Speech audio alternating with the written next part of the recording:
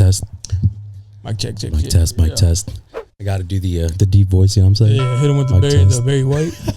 DJ E. He's like, welcome back. E. His nickname was your girl's favorite fat boy.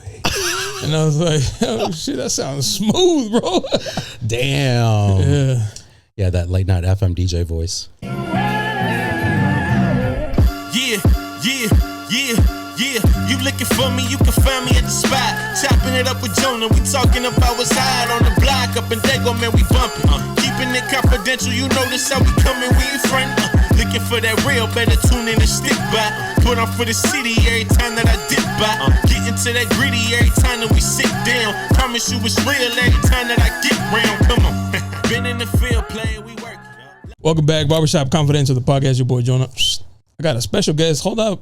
Cause I haven't had a guy on the pod in a minute, bro. So welcome, Darryl. Got the first guy in a long time, bro. I'm here. How you doing, bro? Good, man. Thank you for having me. Appreciate you sliding through, man. Hell yeah. How do I know Darryl? We met through Baile Freak, the first event. Yeah. The first part one. Yeah. How'd that come for you? Like, how your side of that? How did you get involved in that? Oh, they just found me in the street. No, like literally. I'm just kidding.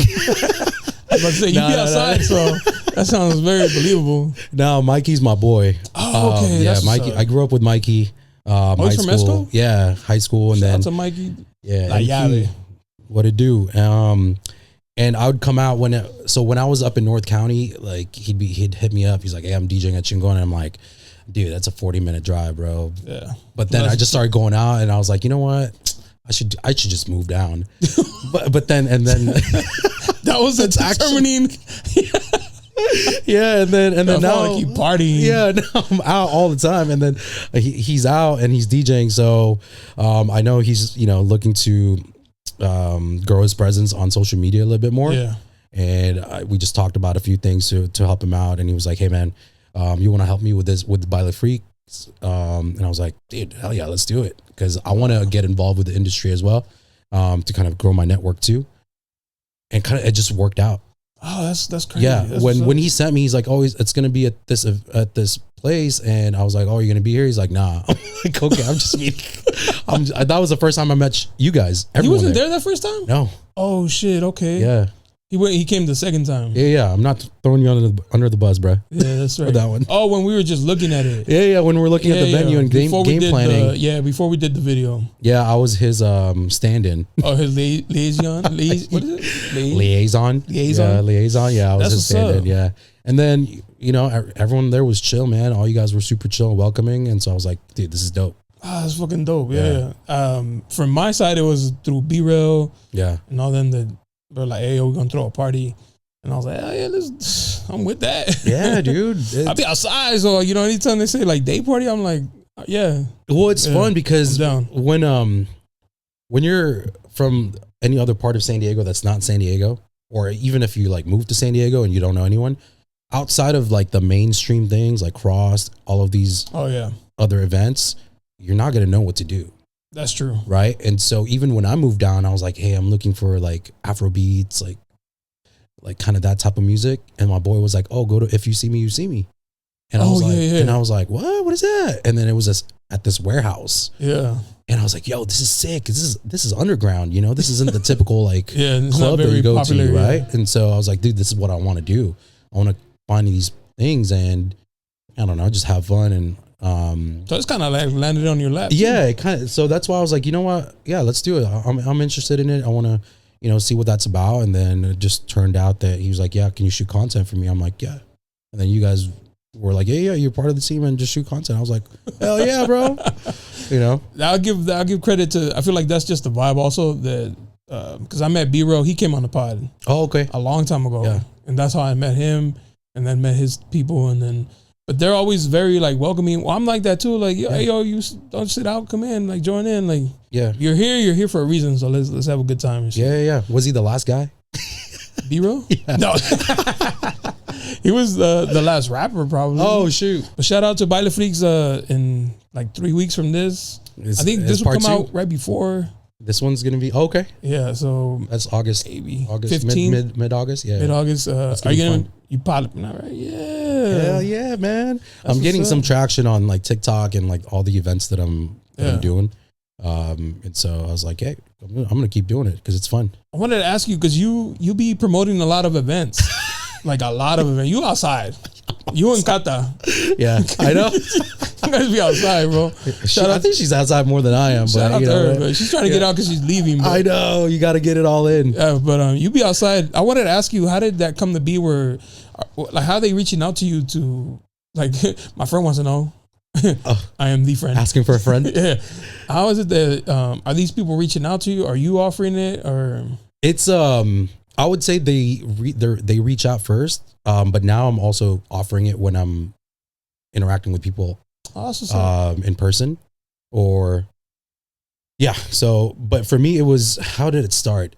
Well, dude, honestly, this is funny because I'm in real estate, so no one wants to see real estate all the time as a post, right? Yeah. And you go on Instagram, like you see realtors all the time. It's just a slide and carousel. Yeah. Then they're just you talking walking about through the house. Yeah, there's 2 bed, 2 bath, you know, all that stuff. So, but what I wanted to figure out is, hey, how can I be that go-to for San Diego lifestyle for someone like me?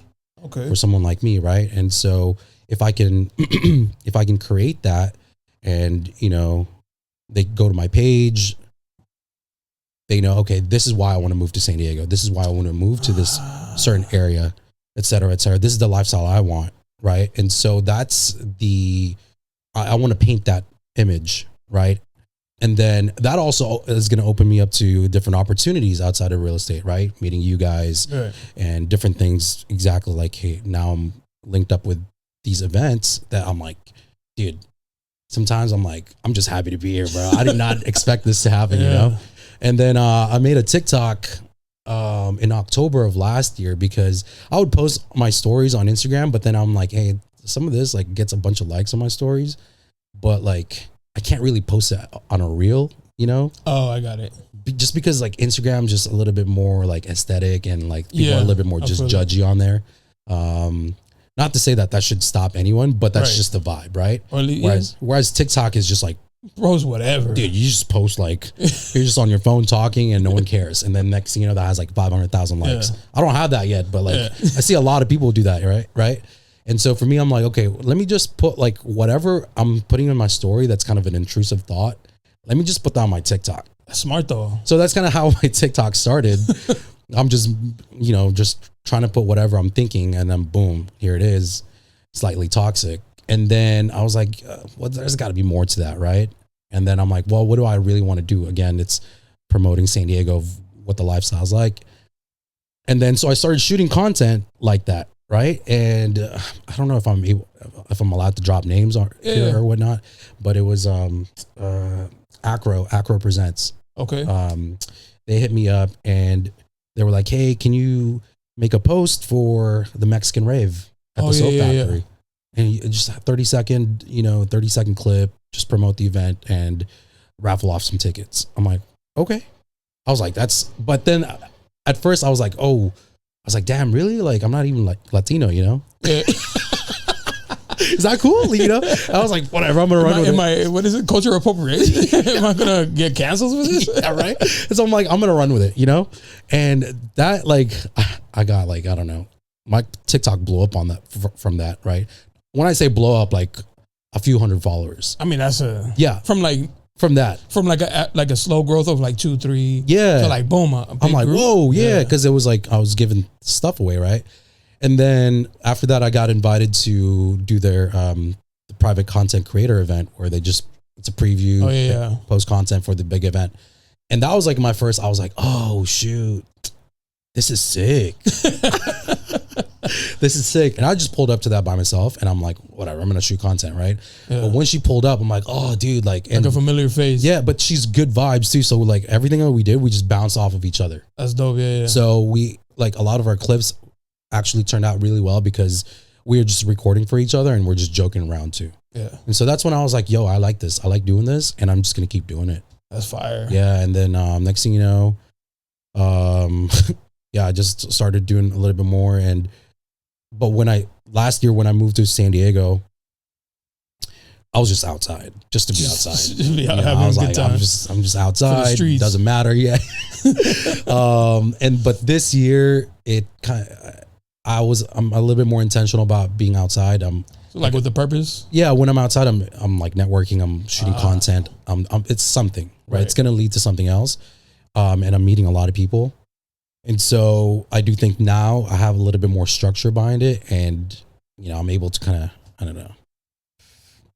I guess what I'm trying to say is I know like I can take this somewhere. Right. Yeah. Yeah. Whereas before I was just like, whatever. Just having a good time. Yeah. Because I just go out and I'll still shoot content, but it was just, for kicks. For like the stories and shit. Yeah. But now it's like, okay, like cool. Like you can put things together. And, Bro, I was going to, before I continue real quick, shout out to my wife. She hit 10,000 followers on TikTok. Woo! This came out a while ago when you're watching this, but congratulations to my wife. I love you, baby. You did that. Being congratulations. Yourself. Props. Because I know it's not easy. No. So it's hard. It's hard as hell to get some followers on TikTok. So 10K, she can get starting to get monetized. Yeah, that's sick. Yeah. Like TikTok shopping. Yeah. Yeah. So I'm happy for her. Now I'm gonna be a stay-at-home dad pretty soon. There you go. You can just do this all day, bro. All day, just while she's here working. Shh, babe, pipe down. I gotta record another episode. You know what I noticed? I kind of learned this from you. To just take videos and just keep them. Yeah. Because I used to delete them. Like like the video didn't go as planned or whatever, so I'll just delete the video. But now I keep all the videos because I was like, I can use these for like another B-roll, random fucking B-roll or random as a TikTok video and shit. Yeah, dude. Yeah. And I saw that you did that for an event where you're like, oh, here at Courtyard, and then you put a video of that day where we saw you, and I was like, that's smart. Yeah, that's hella smart. Yeah, just keep everything, man. And again, yeah, dude. What was it that I saw you at? It was it Wish You Were Here? Wish You Were Here. Yeah, shout out to my boy Chaos. Yeah, that was after. So that was after Por la Mañana. Por la Mañana, and I was exhausted. Were you there too? Yeah, I was there because I was there for the Mexican rave and then the Por la Mañana. Oh, back to back. Yeah, and I'm like, bro, I'm destroyed because we went out like the night before, Saturday night after the rave, and then I was like, and then Mikey was like, bro, just pull up, like it's like 2 minutes away. Oh, at the Courtyard was like 2 minutes away. I'm like, all right, let me just go. I'm like, I'll stay for a couple hours. You were there the whole time? Hell no, I was there the whole time. I was gonna say you left when we left. That thing was lit, dude. Yeah, that was a good time. I was telling like the people we were with, or one of my homies, I was like, I love like the Latin scene and shit like that. I do. I really vibe to it and have a good time.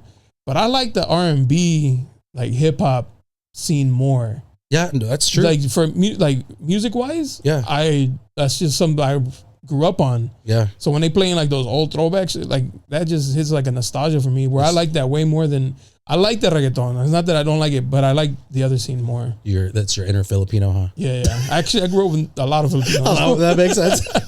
Wait, you were at Por la Mañana too? Yeah. We were there because I recorded like a quick. I'm like, that's right. What's up, dude? And then like afterwards, I'm like, oh, okay, we're here, and that was a good time. That's when I met your wife. Oh yeah. Met, the other ladies too, and there were some good DJs that day, bro. Like Thurston from LA. From LA, yeah. He's cool. He was good. The last DJ I don't remember, but then there was recaps. Recaps good. Chaos. Yeah. All those. Miles wasn't there. No, that's a different time. But Thurston, that was my first time seeing him, and like the way he just went through like the different genres, and I was like, yo, this is lit. Like I wasn't drinking that day. Oh, you were on a solo? No, dude, because I was dead tired from the night before. Oh, okay. Because I remember like when we bought a drink, you're like, hey, I'll get whatever you get. And I'm like, I'll get a soda water. I was like, I took a sip of beer and I'm like, dude, I can't. Like, you were beat? I'm tired, dude. And there was like a Sunday too. That was. Oh, because you work Monday? Yeah. I'm off Sunday, Monday. So. Oh, damn. So like Saturday, Sundays are like my days. That's sick. Where I can have a drink and shit. That's sick. Damn, that's what's up, man. I like your content though, because you be doing that, and then usually by yourself too. That's another thing that I picked up on off of you, because you do a lot of content by yourself. Yeah. Do you like set it up on a tripod or whatever, right? Dude, honestly, yeah. Sometimes I'll have it on a tripod, but most of the time I just have it on my hand, dude. Oh, for real? I'll just kind of vlog it. But yeah, content creation. I've been doing it for a while. It's just I was so inconsistent with it. Mm-hmm. And, people go through like that whole, like, oh, I don't want to post it. I don't want to edit. Like, oh yeah. Like you just don't think it's going to hit or whatever. But the dumbest videos to hit too. It is, right? Like if you go to my TikTok, I have like stupid videos that I'm like, this has 238,000 views. Why? For no reason. All I did was this. Well, it was just a caption, right? Yeah. Something like controversial or whatever. But I had one that popped. We were leaving to Mexico when they lost. I was like, babe, record me real quick. I'm gonna walk sad. I didn't really have an idea of what to do with that video, but I was like, just record me walking sad. I did it a couple times. And then I just grabbed one and I was like, I was going to give up being Toxico if they won. Boom. That shit got like 260,000 views. Was this the one where you were walking on the street? Oh my God, dude, your content's so funny. I was like, why did that pop? I can't believe it. Yeah. It was, you know how like when somebody reposts your shit, it tells you. It just I was like, like a long list of people, mostly women too. That's the crazy part. So that's the thing. It was like 90% women reposting my video. So have you looked into that? Have you actually looked into the analytics of who's your audience? My audience is 80% women. Yeah, because you're toxic. Shout out to my toxic queens.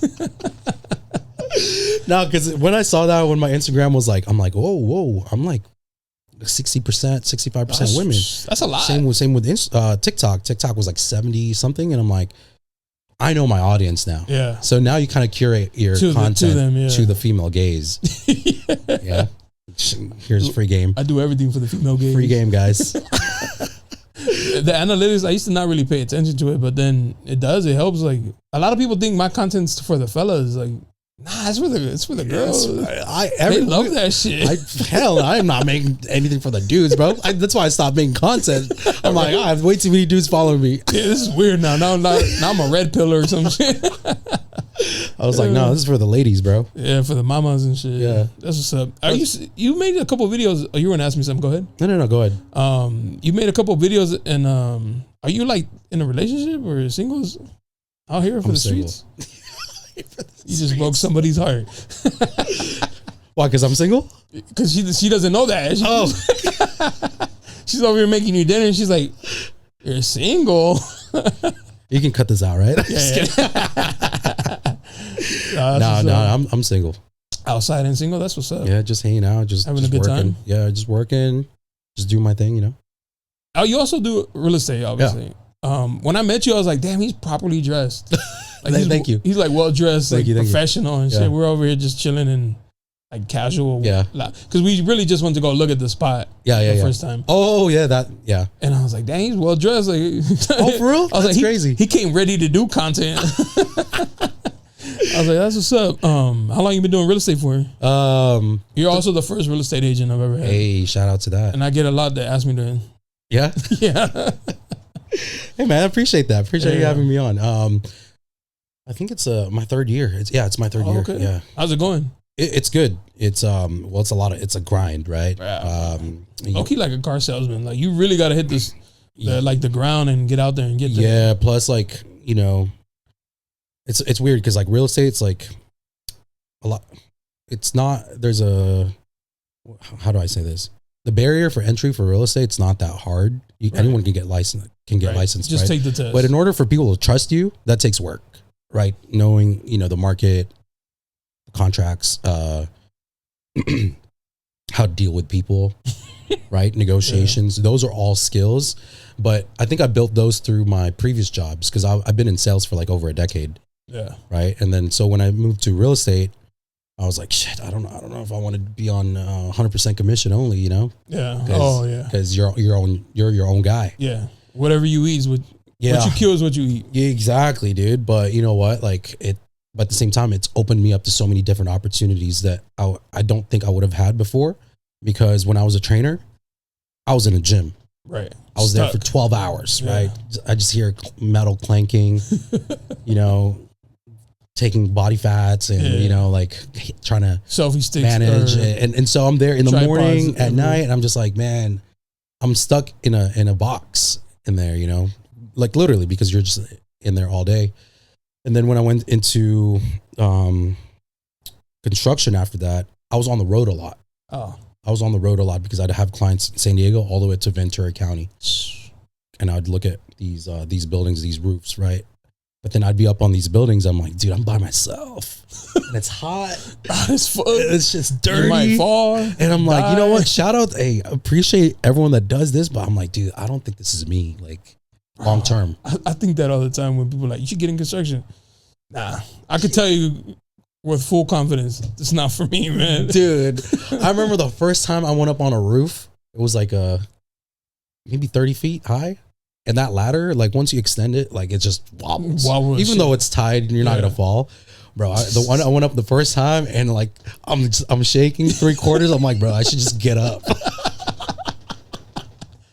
everybody else like, they're like, yeah, they're like, dude, we do this all the time. We even have fucking like 50 pound. Yeah, dude, they got like shingles paint and shingle and like rolls. They just go up there. I'm like, dude, I can't do. I can't even believe these guys drink up there. You see cans of Modelo up there, you know, and after that, I learned a lot from that. But long term, I was like, dude, this isn't me, bro. Like, I think I'm better. Like, I'm better when I'm dealing with clients, like face to face. That's what I like taking people out and meeting them and talking shop. But being up there, I was like, someone else could do that, bro. During COVID, I did hardwood flooring. Shout out to my compadre. So you're on the ground a lot, huh? Bro, that hurt your back. I used to make fun of him, like, you don't do shit, bro. And then like a couple months of that, I would come home like soaked in sweat. Yeah. From just like working tired. I was like, bro, this ain't not for me, bro. It hurts your back, bro, because you're on the ground the whole time.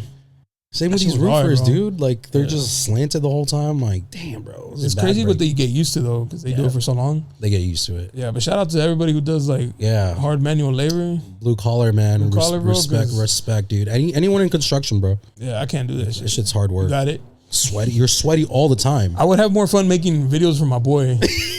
I was like, hey, bro, post these, because social media is, like, you need it. Yeah. For whatever it is, you need social media. Oh, yeah. Man. That's, like, you're not going to... You stay top of mind. You're not gonna reach your full like clientele by not post, like when you don't post and shit. No, and I think with construction, because like it's like a little old school of an industry. Yeah. They don't really do it, right? Unless like somebody in young or something. Yeah. But even like the older ones that put like the metas on, they get mad views. I'll stop and watch them too, and I'm like, oh shit, and I'm just dumbfounded just watching them like. Bro, when they get like when they're cutting something on the roof and then they're like, hey, pass me this, and it's perfect fit. I'm like, what the fuck? And it goes 20 by 30 and like a big ass piece of plywood flies up and it's like perfect fit. I'm like, damn, these and then pops open an electrolyte and then yeah, you see those videos, man. But yeah, man, I'm happy to be in real estate again. I get to interact with people under the roof, and then inside. I get to be outside and flexibility with my time. So I think that's the biggest point is I just have control over my time now. Yeah, that's the best. Yeah, honestly. When would you say you've been successful in the real estate? I would say yes. It's trending up. The most important thing is you don't quit, really. Yeah. Because it's a hard industry. Very, very difficult, yeah. Yeah, because like I'd be working on the weekends, and then open houses. And shit? And then I'm like, all right, I'll pop out after that. And so it's hard because you need to make money, right? And you live in San Diego, right? And so you don't get a commission till you sell, till you close it, until it's closed, right? And then like your broker has to go through it. Yeah, and then you get a check. Right, and these deals will probably take maybe, you're looking at a 30 to 90 day sales process, depending on the right? Because buyer and seller and shit. You meet someone at an open house, maybe they're not ready to buy right now. Maybe they're 30 days out or 60, whatever. And then the typical escrow period's 30 days. So that's 60 right there, right? So you got to keep churning, got to keep meeting people. Yeah. And then, so that's really what you do the first 1 or 2 years is just keep building that, and then eventually they come back and buy. Yeah, and then you get more. Right. It's kind of exponential, right? Because you're talking to so many people. At some point, they'll come back. Something's gonna open up. Damn, that's crazy. Yeah. What? My mom was a real estate agent. Oh yeah, she retired already, but I used to be her TC agent. Oh shoot! So you know the contracts. Yeah. But this was back in the day when we had to like physically go get signatures. Oh. Now there's e-signature. Yeah, you can do DocuSign. Now DocuSign. Yeah. And you know what? There was a time because I'm a photographer and I used to play with Photoshop and shit like that. So I would tell my mom, get their signature on a clean piece of paper. And then whenever you need a signature, I Photoshopped it. I would cut out the signature from the paper and then I would just boom. So I was doing what DocuSign does, but before it was done, because I was like, bro, you're not going to have me go all the way to Escondido for a signature. Oh, that's crazy. I actually didn't think about that. All the addendums, because they're always changing. Yeah, dude. And I was like, man, I ain't doing that, Mom. Get a clean signature. Like, make sure there's no other lines in it. Just a blank piece of paper. And that way I can, but ask for their permission. Yeah. So I can just cut and copy that signature to these addendums. Dude, I didn't think about that. Because it was a bitch. Oh, man. I'd read some of these, like, just documents sometimes, and they're like written in the 1930s. I'm like, there's typewriter. I'm like, yo, I'm like, damn, this house is that old. And all the paperwork you need for to close a sale is insane. Yeah, dude. Insane. It's overwhelming to me. It's a lot, but that's also, why you get paid what you get paid too, right? Because there's a lot that goes to it. And honestly, I'm like, man, like, I love it, dude. Because if I do this and then do the opportunities I get from content creation, I'm chilling. Yeah, that's straight. Yeah, like what's some pet peeves? Help me out for what's a real estate pet peeve of yours? Real estate pet peeve. Because I know a lot of agents would complain about they'll come with you view a house, but then they get it with like a different agent. Oh yeah, I mean they've changed that now so that you have an agreement with whoever agent you're working with. Whether it's exclusive or non-exclusive. So they've course corrected on that already. But pet peeve wise, that's tough. I would say like you get ghosted all the time. You get ghosted. You like don't take it personally if you get ghosted. It's kind of like dating, dude. Like it becomes kind of like it's either okay, like work on your skills, right? Work on the value that you're providing, or if you do that already, maybe they're just not a good fit for you. Imagine taking that shit into dating though. That's crazy. It's the same shit. It's the same shit. Literally though, because it's the same shit. Like I'm like, then you sit there like, was it me? The house is nice. It had to be me. Well, sometimes because like maybe it's not, they can't afford it right now. Maybe they can't. They're just looking. They're really not in the position to do it, or maybe the timing's not right yet. So I'm just there as like kind of like I wouldn't say a middleman. I'm just there to facilitate it, really, right? And so, yeah, at first you're like, is it me? Because you're trying to get better, right? But at some point you're like, no, I know my skills, and it's just not the right time, and I'll just keep following up, or maybe they're just not the right client for me, and that's perfectly fine, right? Because like, how is that related to dating? Because, well, dude, like we're dudes, so we're always like, well, I guess when we were younger, I don't know if you were like this, but you're trying to be like, oh, does she like me? Does she, does she like me? But then you get older, you're like, do I even like her? Right? It's just that position of like, position of strength where you're like, no, there's got to be more people. And that's why like, it's just numbers. It's a numbers game. It's a numbers game. Dating's a numbers game. That sucks, but yeah. It really is, because you're giving yourself emotionally, right? So it kind of you're like, man. Because girls say like, I was like, bro, those messages that's almost a copy paste. Yeah, we're gonna send it out to like 15 girls, like 1 or 2 is gonna land. Dude, you know what's funny is I'm not on Hinge anymore. I deleted it, but I was there for like maybe a couple years, and you know what they say, like, hey, you like just put respond to whatever prompt they give you, right? But at some point you're like, you don't get responses from it or whatnot, and it gets exhausting. And you're like, maybe they're just not attracted to me, but I'm spending all this time to like write that out, be thoughtful, right? Even though it's just funny, like, they're still not gonna respond to it. But and on the flip side of that, when I talk to some chicks and I'm like, how many likes do you get in a day? They're like, oh, way too many. On the dating apps? On the dating apps. Like sometimes they'd want to delete it because they get see so many, right? I was on a date one time when like I would see her phone like get notifications all from Hinge. And so I'm like, I don't even take offense to that. I'm just like, damn, girl. There. I'm like, it's just my turn, huh? Yeah, literally. You're tonight's dinner winner. Yeah, I was like, all right, it's cool. But what I'm trying to say is like after a point, I was like, dude, I'm just gonna use this. I'm gonna use the same opener for everything. Because I'm not even on anymore. I prefer to just talk to someone in person. I was gonna say, I feel like you're outside enough and like sociable enough. You just meet. It's your energy. Yeah, you know? to like go out there and just talk to people. Yeah, I think it's better that way. It's way better that way. But like, you know, it's not like I didn't have success on Hinge, but it was just one of those where I was like, I would literally use the same line and I know what they're gonna say. Well, either like, they're gonna respond or they don't. They don't. But if they respond, I know a variation of what they're gonna say. It's the same shit every single time. You had it down to a science. Yeah, I would have like 3. I really had 3 questions to like move them from Hinge onto my phone. Let me hear it. What's the phrase that free game for my guys? You know, free game for my kings. Yeah. Oh man. So I'll just say I don't like that we're strangers.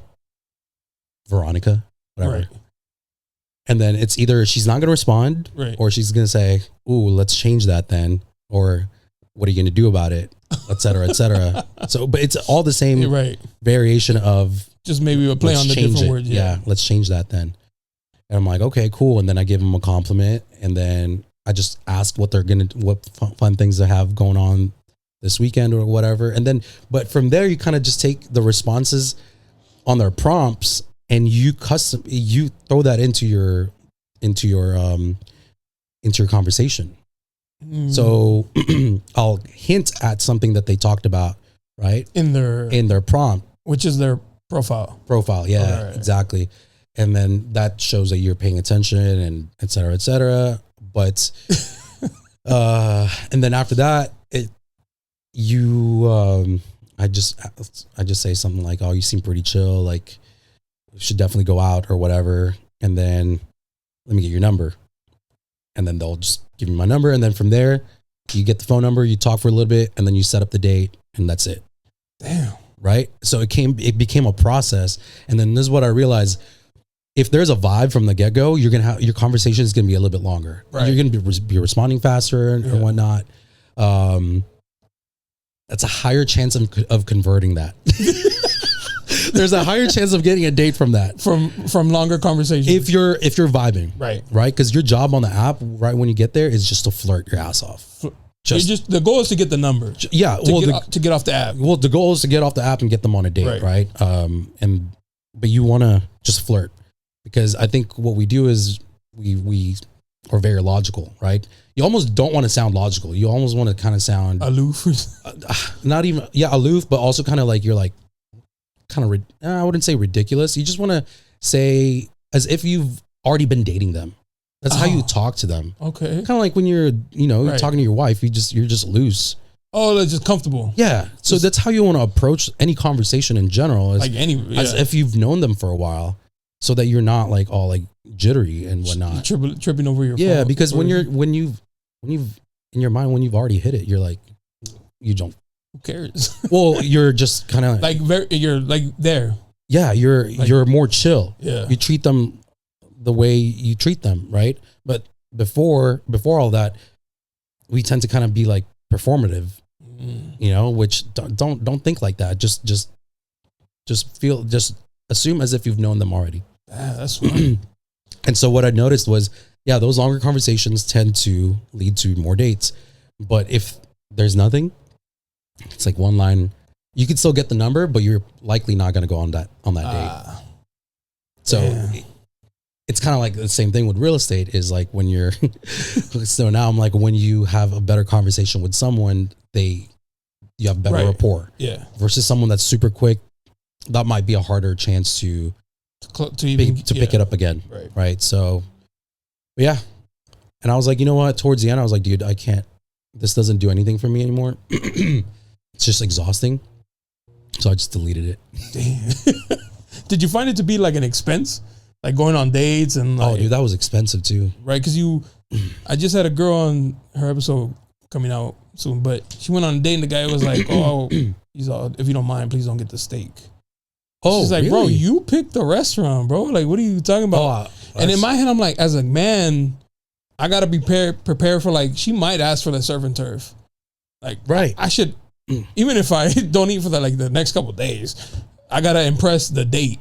Well, you invited them there, so you gotta assume like Right. How much you're gonna spend. Look at the menu. The most expensive, be like, she probably will get this. That's crazy. He said that? Yeah, she's like, well, I don't know if I want to get the steak or the pasta. And he's like, well, I would rather you not get the steak. I don't want to spend that much. Whoa. And I was like, bro, that's on the first date is crazy. You kind of have to take that L. Damn, that's wild. I have no rebuttal to that. No, you can't come back from that. No, that's dead right there. Yeah, right there. Instantly dried it up. Well, that's the thing is, it's dating's so expensive, bro. Right. It's what a date, 200 bones. Oh yeah, dude. You get Easy. 2 drinks each is $100 already with tip. Right. It's like, and then the food. Yeah, it's you a la spend carte. 200 easily. 100 for the 60 for the steak, and then. But I think if the girl likes you enough, it doesn't. You think she'll go for like the less? Well, it doesn't have to be an expensive date. If she likes you enough, dude, you guys can go for coffee and she'd be chill about it. Right. Yeah. You know, and like, or whatever it is. That's what I've learned too, is if they like you enough, then yeah, they still want to be taken care of, which you should, right? But they're not demanding of it. Mm-hmm. That's also, you got to screen that. If the girl's demanding something of you, kind of a red flag. You're like, okay, that's fine, but as long as you can sustain it. You know what I mean? It's like being like it's like having a level of like the type of like money that you want to spend. Right. Yeah. Like a budget. Yeah. For dating. Yeah. Just in general, like the type of girl that you're going to be out with, if it's going to be expensive, you just know it's going to be expensive. Forever. Yeah. So you better make money or find someone else. Do girls think you have like a good amount of money because of what you do?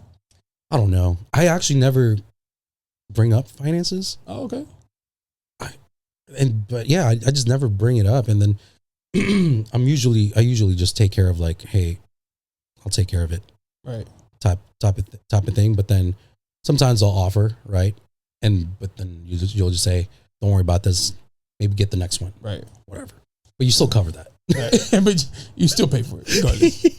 I wonder if it's you think there's like anything to do with like racial, like they see like, you know, I don't know, you're Filipino, right? Mm-hmm. Maybe like, he probably has like, and he's a real estate agent, he probably got money. Like I've gotten that, where it's like not even a doubt in their mind, but like if they meet somebody who does like some other type of sales, they're like, can he afford this? Oh yeah, I've heard that from someone actually. They're like, it was cool. It was a nice compliment. She was like, oh, I just feel like, you know, I could learn from you.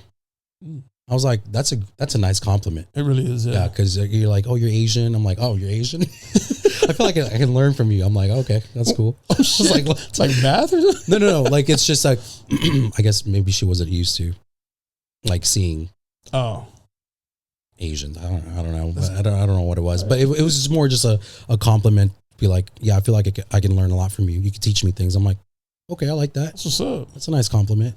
And then you never called her again. That didn't work out. It didn't work out. You know? Anyways, but I had a girl, she was saying like the dating is crazy here. Like it's just rough like, for them because like there's too many options. For them? For men. Dude, like, San Diego's tough, dude. There's so many beautiful women here, man. What do you... Like it's not your fault. Move out. Yeah. Leave. Go to Utah or some shit. You'll get married quick in Utah. Oh yeah. Cause you just find one and be like, yeah, whatever. And like, yeah, dude. Lock this down. No, I mean, I think it's just hard for both sides in general. You're right. I think it's social media, bro. I say that all the time, social media. We just have access to, we're not supposed to see this many beautiful women in our lifetime. We shouldn't be able to message them, even if they don't reply. Yeah. The fact that we could even like pretend we're engaging in a conversation with them is crazy. Do you really think our great grandparents saw this many? No. They probably fought in the war, right? And they saw more dudes. And especially with the World Cup. Yeah. I mean, social media has always been a thing, right? Well, not like that, but like World Cup. I remember the World Cup's always been huge, but like especially this year because it's also in the US, it just brought so many. My algorithm's all World Cup, dude. For real. And it's all yellow, green, blue, baby blue. I'm like, damn. I'm like, I almost have to like clear it. Clear the I'm like, algorithm. Dude, this is not good for me. Like, imagine if social media was around for like our parents, and they're just like scrolling and looking at girls in thongs. Yeah, because you know, like old dudes, they be. But what's wild back then is our parents had more kids. Yeah, and they didn't see that many people. That's maybe why. And they were able to afford it, which is crazy. Yeah, now it's tough. Like, yeah, try to have like a family of 5. Oh, Ooh. dude, good luck. Even a family of 1 or 2. Taking them to like Disneyland. How much is it to raise a kid? It's like $300K, I think. I saw like a stat. It's like it costs $300K to raise a kid from 0 to 18. Damn. I'm like, damn. That's a crazy investment. I'm like, this kid better. And no wonder my mom used to yell at me to do better in school and shit. She's like, bro, you know how expensive you are? I'm like, this kid better do something. Yeah. Better stay out of trouble. I need my return on investment on you, I'm bro. like, $300K? That's a lot. To get none of it back either. Yeah, well, you know, and yeah, it's tough. But, you know, for those that are raising kids, I'm sure they just make it happen. Well, they make it happen, and I'm sure they'll get it back. Hopefully. Better raise some good kids. Give them a basketball or soccer or something. Something, dude. But yeah, I don't know. I think it's just hard in general. I'd love to like time you have a girl here, I'm like, hey, what are you going through? Brain? Yeah. What are you going through? Right. Because, dude, like you talk to these girls, maybe you'll get through some conversation, and it just stops. It just stops, and you're like, okay, and then you just move on to the next one, and it's just it's like that, and it's like, man, that. Damn, it's like a quick turnaround. Like, yeah, it's kind of like, I'm like, damn, like that's why you don't even take offense to it anymore. It's kind of just like that. Just part of the game. It kind of shitty. Damn, that's crazy. Yeah. You kind of just accept it for what it is. But then obviously, like, everyone still wants to connect. Right. But everyone's just so guarded because they got played or something. They got played or just options. Trauma. They think you're playing. And whatnot. Trust is out the window. It's hard. Yeah, for sure. And you're like, okay, well, my life's not going to stop, you know? I'm just going to keep going. Yeah. So it is tough in general. I wish I had a better answer to that. Yeah, to sum it up, John, it's hard as fuck. Yeah. You know. Well, I've been with my girl for so long that I low-key don't remember what, like, being out and like looking, yeah, like going out with like, oh, I'm trying to meet a little shorty or something. Yeah. Or even dates. Like I've been with my girl for so long that I think when we started dating, it was just like more on a friend thing, like a friendship. That's cool. So, do you remember your first date? Yeah, I took her on a ferry to Coronado. Oh, damn. Yeah, but the crazy part, the restaurant I wanted to take us to was shut down for like a private party. Oh, wow. So I was like, damn, there goes that plan. And then we just had like some pizza at this restaurant next to it. And it was cool. See, that's what I mean. If and then we took the ferry back, and then I was just telling somebody because I wanted to take her out. Yeah. And she's like, oh, I'm going to go out. And I was like, damn, man, I just want to take her out. So I said, hey, what time you heading out? She's like, 10 o'clock. I'm going to pick you up at 7. I'll have you back in time so you can go out with your girl. Yeah. She said, yeah. That's cool. We went out, had a date, and then she went out with her friend. But that's sick, dude. That's what I mean is if they like you enough, pizza's cool. Pizza's cool, yeah. That's what I mean. And then, so that's kind of like if I'm out, I'm like, I pay attention to those things, like what their tendencies are, what like, you know.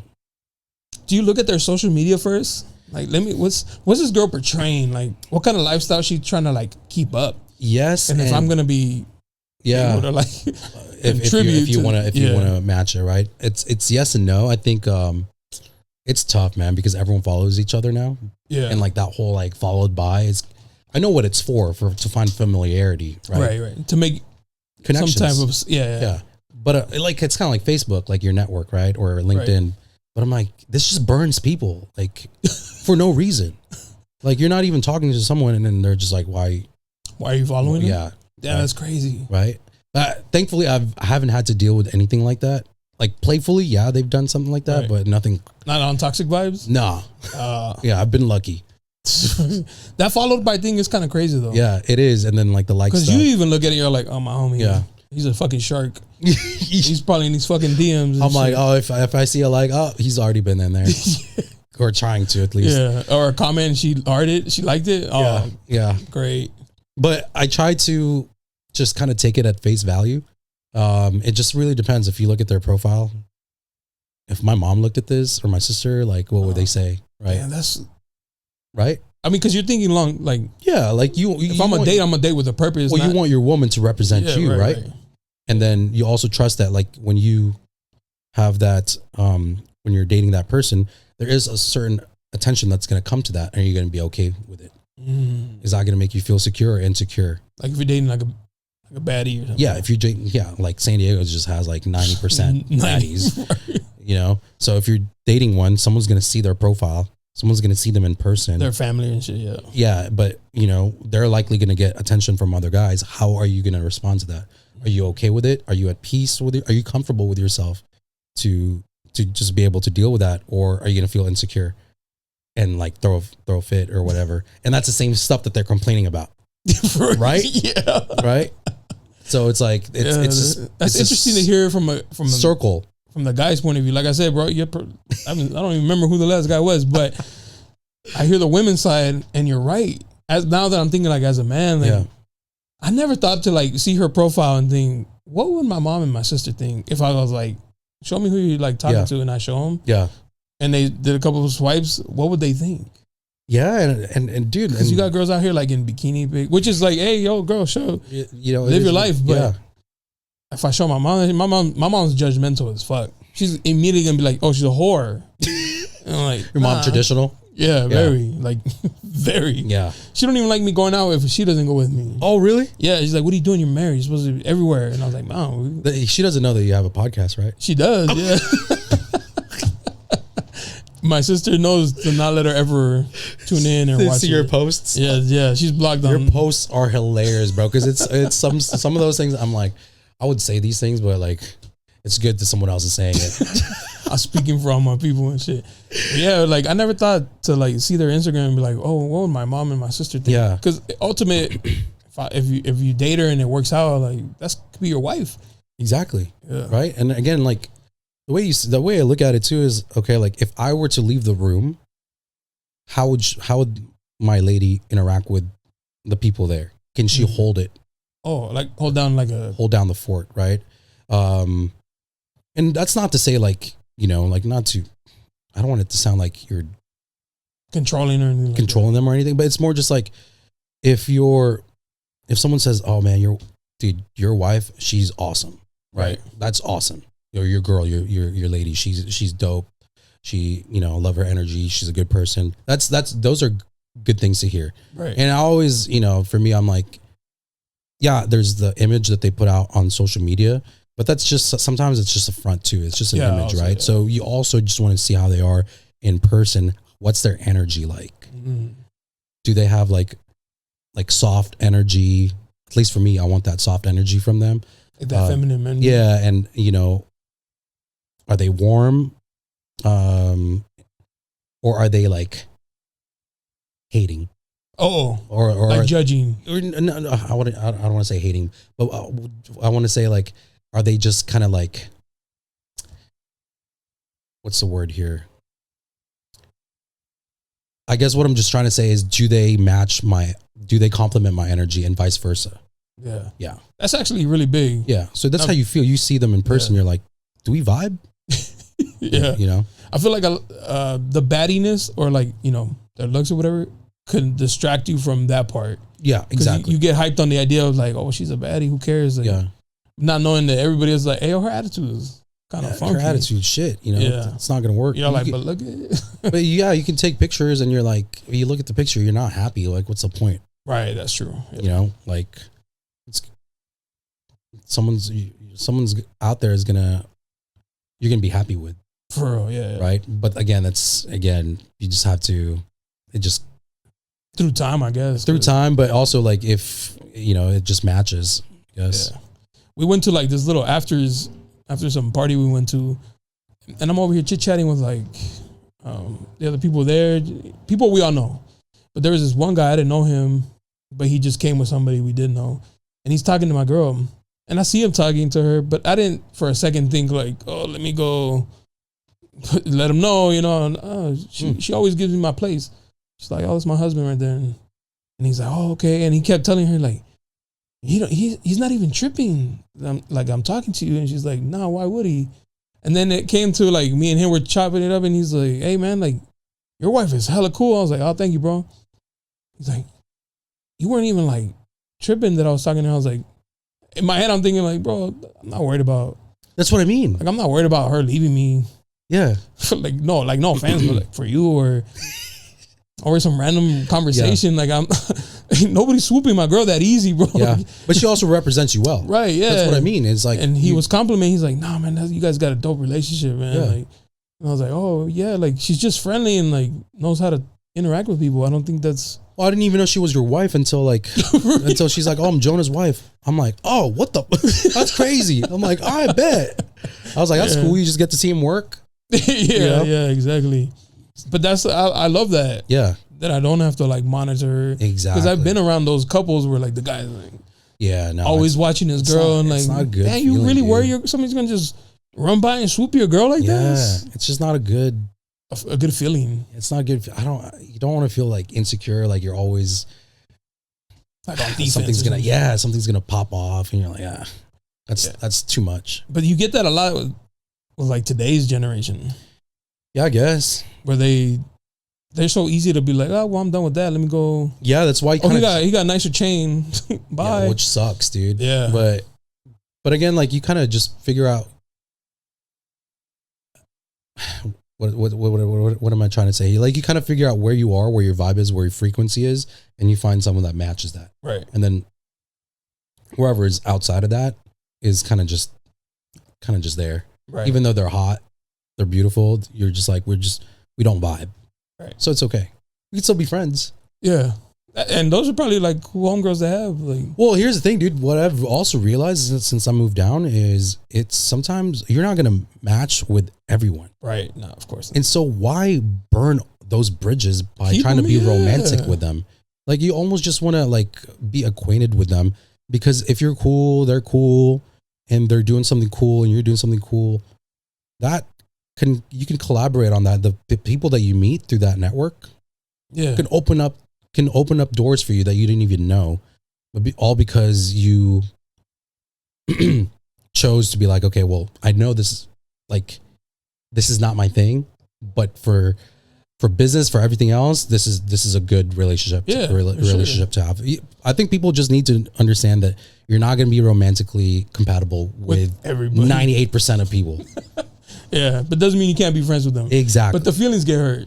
Feelings get hurt, and then oh man, fuck that bitch. Yeah, but like, bro, she got friends. You might have matched with one of her friends. Yeah, but I think there's got to be a mutual understanding that you're. Well, I think it's different when you try to be romantic with them first, and then you try to be friends. Then it's like, then that's kind of But if you're just coming from it from like you're almost networking, right? And I told you I'm just networking. Yeah. And then if someone super dope comes in and you're like, she's super dope. How'd you meet her? There might be something, there might be something here. So that's kind of just how I started approaching things now. I'm like, you're just going to meet people and you're not going to be romantically involved with every single one. You never know who you meet. Like exactly. Networking too. And you approach it from a standpoint of like, I'm just here to vibe. Yeah. I'm just here to have a good time. I'm just here to have a good time. And if something pops up, then pops up. That's it. It's just, that's all it is. It's just networking. Yeah. Just talking to people. You never know. You never know what that connection is going to lead to,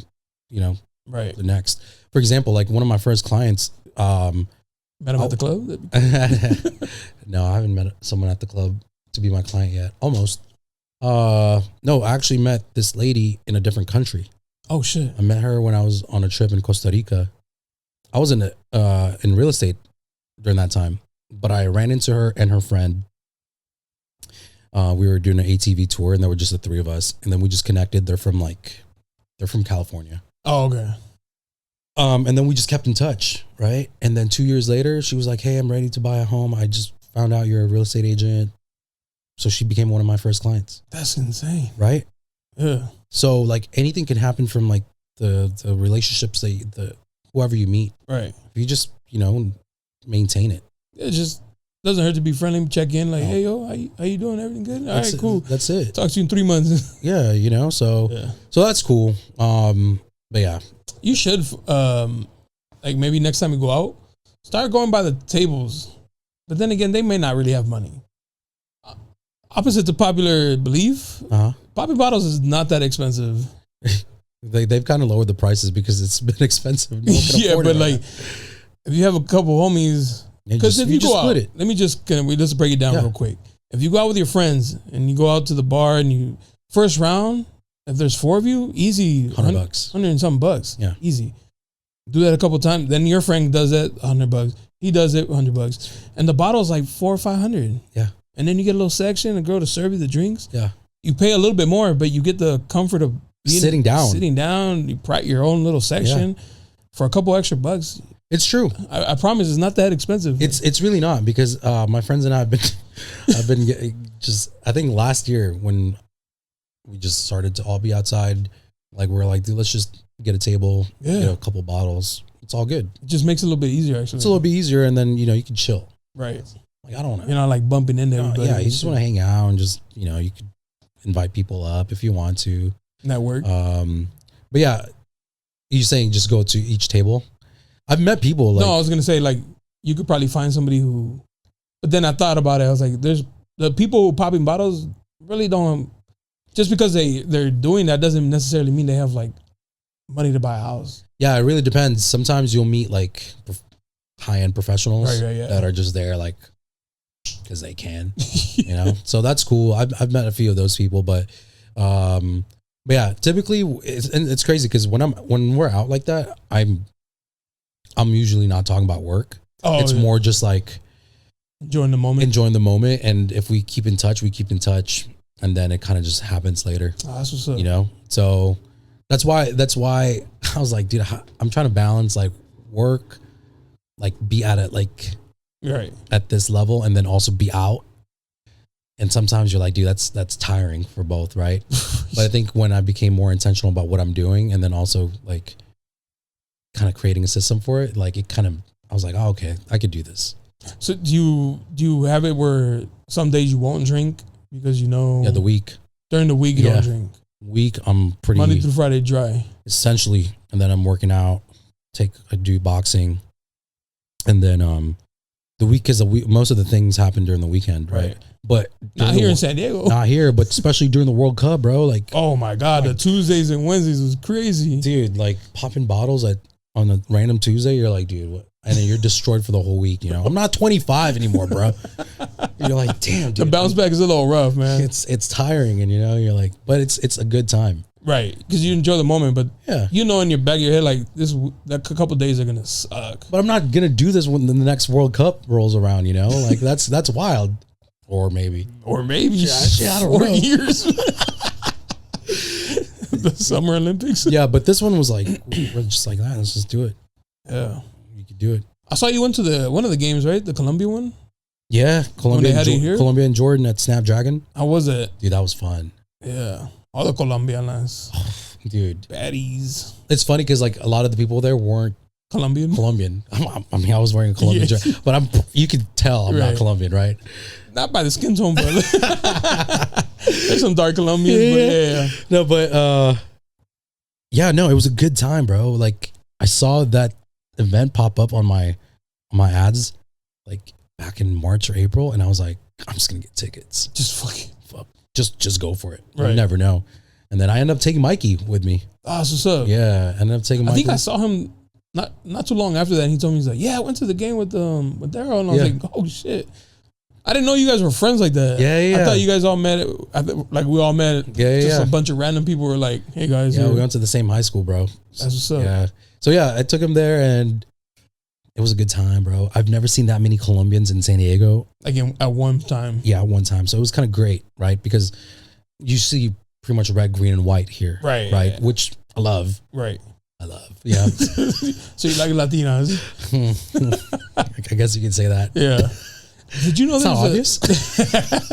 There's a big Brazilian community here? See, I didn't even know that. PB. Oh, that makes sense, bro. I didn't. When I found out, I was like, why PB? And they're like, because it's a beach. Yeah, that's exactly it. But I didn't put 2 and 2 together. I was like, oh shit. But anyways, I was working for this. I was in sales too. Yeah, and I was doing I was like a rep. Yeah, so I would go to different locations. And this girl was like having an event for Brazilians, for her friends. She's like, hey, we're going to have a party. You should come by. And I was like, to a Brazilian party? I was like, gonna be a lot of people? She's like, yeah. Wow. And I went and, bro. Brazilians, huh? A grip of people there. Damn, dude. She's like, most of them live here in PB. So should we start learning Portuguese too? Yeah. That's crazy. Well, that's a cool part about like the World Cup here. Right. Especially when Fit Social does their their videos. Crazy. Because I'm like, we had that many Brazilians here? Yeah. Like the Mexico, I get it. Yeah. But like Brazil, Brazilian? Like Portugal, like yeah. Even Argentina. I'm like, damn, that's crazy. I didn't know that. I guess they're here, like, you know. They just tucked away. I bet you if the Philippines made it to the World Cup, I think it would be like it'd probably match like Mexico's. Yeah, dude, you can smell the lechon getting cooked outside. For real. You know, but we're not. They didn't qualify. No, man. The Philippines, it's lame because we play a lot of basketball in the Philippines, right? Oh yeah. And the thing is with basketball is a lot of Filipinos are very good at it. The problem is we're not tall. Right. 5'10" max. Tops. You know, That's towering. you'll meet like a 6'2", 6'3" Filipino here once in a while, but that's like there's like two of them. And that's short compared to like basketball. Yeah, that's like a point guard, you know? But when we were playing in high school, middle, and college, those guys that were that tall, they didn't want to play center just because they were the tallest. They played like a wing or a guard. But we're like, dude, all of us are like 5'8", 5'10". Like, you got to be the big, you know? You don't need that. So it's just like, we just can't compete at a high or at that level just because we're of height. It's physical. It's physically, you cannot compete against them. Right. But skill wise, Filipinos get down. Oh, hell yeah, bro. Yeah, like 100%. You play a bunch of Filipinos in rec league, you're going to run a lot. Bro. They're going to fucking run around you, circles around you. Yeah. Dude, they're a bunch of Steve Nashes. Bro, I used to play basketball every day. Yeah. And so I used to go to different like recs or parks. Yeah. I like going at parks, but I would go to the recs. Filipinos can ball, bro. Oh, hell yeah, dude. The skill is right there. It's just the height. I remember like I was like one of the middle of the pack height wise freshman year. And I remember like blocking these kids and I'm like, hell yeah. But then like I was 5'4" and then I stopped at 5'8". These guys went from 5'2" to freaking 6'3". Yeah. Over one summer. I'm like, yeah. Oh my God, bro. You came back like, all right, guys, who's these guys here? Like, what am I gonna do about this, bro? Yeah. I used to out jump you. Nah, I can't even like touch your hand. They just got to turn around and you know. But I do think like Filipinos, if we focus on soccer a little bit more, obviously still need height in soccer a little bit, but I mean Messi's Messi, right? Y'all can get away with it for sure. Greatest of all time, right? And you're like, you can get away with it. Yeah. But you just have to just switch the type of play that you have. Because like Japan and I think South Korea, even Mexico, I think they had issues crossing the ball. Yeah, because you couldn't really short head it, right? But I think if you switch it where your game is a little bit more forward, it could be done. Yeah. And I didn't play soccer like that. Like, but I'm like, I think we could do it. They usually got big like calves. They can run all day, bro. Man. Manny Pacquiao, bro. Yeah, calves the all day. The nastiest calves in the fighting league. And so that's my wish. I know the Philippine soccer team for women's made the World Cup last time, and they're in the World Cup again. I think next year. So that's cool. There you go. We got some. You grew up in Esco. You were telling me. Yeah. There's a big Filipino community out there. Yes, I wouldn't say big, but yes, they are there. Like more the northern side. Okay. Like closer to San Marcos. Oh, okay. All right, so that makes sense, right? Right. Yeah. Okay. No, dude. When I grew up, like there were like 2, 3. There may have been like 8 Asians per grade. We all knew each other, right? Somehow related. Yeah, we all knew each other. We're like, and we knew the people that were grade above us because there were so few, right? And far in between. So, definitely grew up with white people and Mexicans. Yeah, a lot of Mexicans out there. Where I grew up, like down here, when you get to like San Diego, they're like pockets of Asians. Yeah, like you got like the whole convoy. You get a little bit of everything right there. Yeah, because the Navy, bro. Yeah, because of the Navy. And then you get closer down here is Filipinos. Oh, National City. Yeah, national. Filipinos, man. The Navy, yeah. Yeah. So I grew up around a lot of Filipinos. I had a Filipino roommate too at one point. Oh damn! When I went to college to San Luis Obispo. Damn, y'all were eating good all the time, huh? So I didn't. That's where I started to learn that Filipinos and Mexicans had a lot in common, like language, foods. But he would make tocino. Yeah, He's you like, guys have tocino too, right? Yeah, but for us it's bacon. Oh, it's still pork, but yeah. it's bacon. Yeah. Or tocino is like a piece of pork. Yeah. Red. Yep. It's fire. Yep. He's like, I'm making tocino. And I was like, you making, yeah, bro. And you're like, and then what? I found out what it was, and that was still amazing. Yeah. But then I learned how to make Mexican rice. So I would make Mexican rice. He'd make his tocino, and we would share. Oh, damn. We would that's share sick. foods, yeah. That's cool, dude. Yeah, my best friends, they're Mexican. Oh, that's what's up. Yeah. I grew up in, like, their moms were like my second, third moms. You know, like, they just be making food all the time. Like, chile verde is my favorite one. Oh, the meat with the chile verde? Oh, dude. Right. That's fire, bro. That's why you like Latinos. You know, it's funny. I like Asian girls. Oh, my girl's Asian, but I thought she was Filipino when I first it's because she's first laid my eyes on her. I was like, oh, I love Filipino girls. Come here, girl. And she thought I was Samoan. Oh, okay. She thought I was gonna take her to the islands. that makes sense. You can get away from Hawaiian, maybe. Yeah. I was like, oh, she Filipino. I like me Filipino. Damn. Somebody asked me, and I just think it was my mom's, because she's old school. Yeah. Very much like stick to your own. Stay within. Yeah. And she used to say, you better not come home with no Filipino girl. And back when I was younger, I'd be like, why was that even why were you even thinking that? Yeah. But I think she embedded it. Now it's like the rebellious of me. I was like, now I'm gonna bring home an Asian girl. What was it for you? What made you be attracted to Asian girls? Yeah. Oh, bro, I don't know. They just grabbed my attention. Yeah, but what is it? What is that like?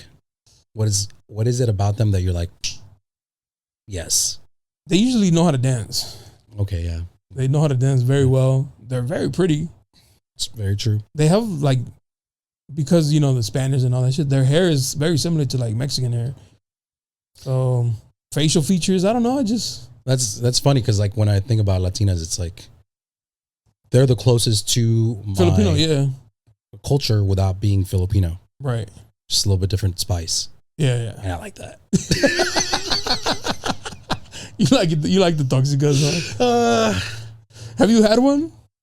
They're not fun, bro. I joke a lot. I know. No, like they're not fun at all. I've been lucky enough to like not be in a situation where those memes, they're funny when they're like just shaking you and you're just like laughing. You're like, yeah. This is where I want to be. Yeah. I'm like, no, I don't. That's so exhausting. You have no idea. Right? Because like even my best friends would tell me, they're like, you don't want that. I'm like, I don't. Maybe I do. But like, but you want like some sort of like variant. Yeah. Just a little spice. Like the fun version. The fun version. Yeah. Not the real aggressive version. Yeah. I've been lucky enough to have like a tame, chill version that's, I wouldn't say tame, more just like, they're just mild. Well, they're like, I don't want to be like that. They even say it. They're like, I'm not like that. Oh. Yeah. Okay. So it's a different thing, but. I had one of the spicy hot Cheetos. Yeah? Bro. Arguing at 7 a.m. Did you have heartburn? Crazy. Yes, bro. It was crazy. Yeah, Pepto-Bismol. I would wake up and the message is like, I just find it funny how it's like, I just woke up, we're arguing. Like the sword? Like, I just find it funny how I'm like, I haven't even peed yet, bro. What we arguing? Oh, it was bad, man. Damn, that's crazy. Going through phones, yelling. Yeah, no, I've been lucky enough not to have that, and like even the Filipinos you should that I dated experience before, it though once. Just once. Yeah, just once. I joke around. Yeah. They're like, someone would tell me, they're like, they'll joke around. They're like, I'm gonna hit you. I'm like, I'll let you, and then they get excited, like, because they don't expect it. Right. But I'm like, I'm not really serious, but I'm like, all right, fuck it, whatever. Yeah. No, it's not fun. No, it's not. It sounds fun because you're like, damn, she loves you like that. Like, I want to be like love like that. No, you don't. Well, where do you think that's coming from? Trauma or what they see at home and shit. So it's childhood trauma. Yeah. I think they just see at home, honestly, like it's the parents, right? Yeah, the parent growing up is like a toxic household. Damn. I don't know if it's like that like in Filipino culture, but in Mexican, I've seen my mom like physically attack my dad. Oh. Like he didn't do nothing but hold her, and it made her go even crazier. But I've seen like the arguments, like it was like almost normal. Yeah. To see them yelling or her yelling at him about something, and him just he's like, I'll be back, and he would just leave. I think it's a different type of toxic in the Philippines. There's some similarities, but not like, I don't think it's like that. It's not like that. I'm going through your phone and shit. Oh shit, for real? I don't think so. Not in my experience at least. Right. Yeah. You didn't have like the parents yelling at each other and shit? I mean, like it's like normal, like bickering, like, you know, pick up the trash or some shit. Yeah, and just shit like that, and like drama, like family drama, but like nothing crazy. Yeah. But I also think it's different in the Philippines. It's like it might be like this in Mexico too. I don't know, or a different Latin cultures, but like they fought over like family possessions. Oh yeah. We say inheritance, right? Yeah. And then fucking land and shit like that. Land, yeah. So is it like that? Yeah. It's like, but that's more amongst like the brothers and sisters, right? Or the cousins. Okay. Because we want grandpa's property. Yeah. Like why? And because usually like old school Mexican families are huge. Like I have 80 cousins. Holy on my mom's side. Shit. Dude. Just my mom's side, because a few of my uncles had a couple families. Oh. But so imagine if we're all fighting for my grandpa's plot. Like, right. Bro, that'd be insane. Like, yeah. But that's usually why, it's because there's so many and there's only one house. That's crazy. Yeah, I mean, like it's like that too. It's like a telenovela, dude. Yeah, we're sure. It's like now you're like, where are they getting these storylines from? You're like, from someone's life. It's a biography from Guadalupe. Oh, you know what? You know what's funny is in the Philippines we got a lot of Mexican telenovelas. Oh, really? And then they would translate it to Tagalog. Oh, that's what's up. So the first one that I saw, I guess she was my first crush, Dalia. Oh, Dalia. She still looks the same, bro. Oh, she's still bad. Yeah. This is like early 90s. But it's like bad, but not baddie. Beautiful. Just like beautiful. Yeah, exactly. I think there's a difference between baddie and beautiful, you know? And like elegant. Yeah. Because like her hair, dude. Naturally beautiful. She's like up there with like Shakira, like that look. Yeah. You know? And I remember she was right when I gained consciousness, right? That's on TV already. Talia, I'm like, what the? Like, you don't see this here, you know, like she's tan skin, super light skin, too, and curly hair. She's almost beautiful like Canela, right? Yeah. And I'm like, I was like, okay, cool. I didn't know what that was doing to me. You didn't know what it was creating. And then I think the next one was like Dayanara Torres. Oh, okay, yeah. From Puerto Rico, because she was out there, like acting too. Oh, for real? Yeah. Oh, and so I was like, okay, that's cool. And then next thing you know, it was before Jessica Alba. It was Rosalind Sanchez from Rush Hour. Rush Hour 2. Top 5, yeah. And she did a few movies. And Salma Hayek. So those were like the first 4. And Jessica Alba was like the 5th one. That was like more of like my age group. Right. That I'm like, oh man. Damn. Jessica Alba was a good one. Yeah. But then like you never like meet like that kind of, you know. You know, mine was Christina Applegate. You know who that is? Oh yeah. Oh yeah. I used to have a big ass poster of her in my room as a child, bro. Because she's Latin too. She's just white. White, yeah. Just blonde. Right? White girls had my heart for a while. Oh. They just didn't like me back. I'm sure they did. They just couldn't handle it. They couldn't handle it, bro. But yeah, my girl makes fun. She's like, "You like white girls?" I'm like, "Not all of them, a few." But yeah, Christina Applegate was my first crush for sure. Damn, gorgeous. Yeah, that's wild, bro.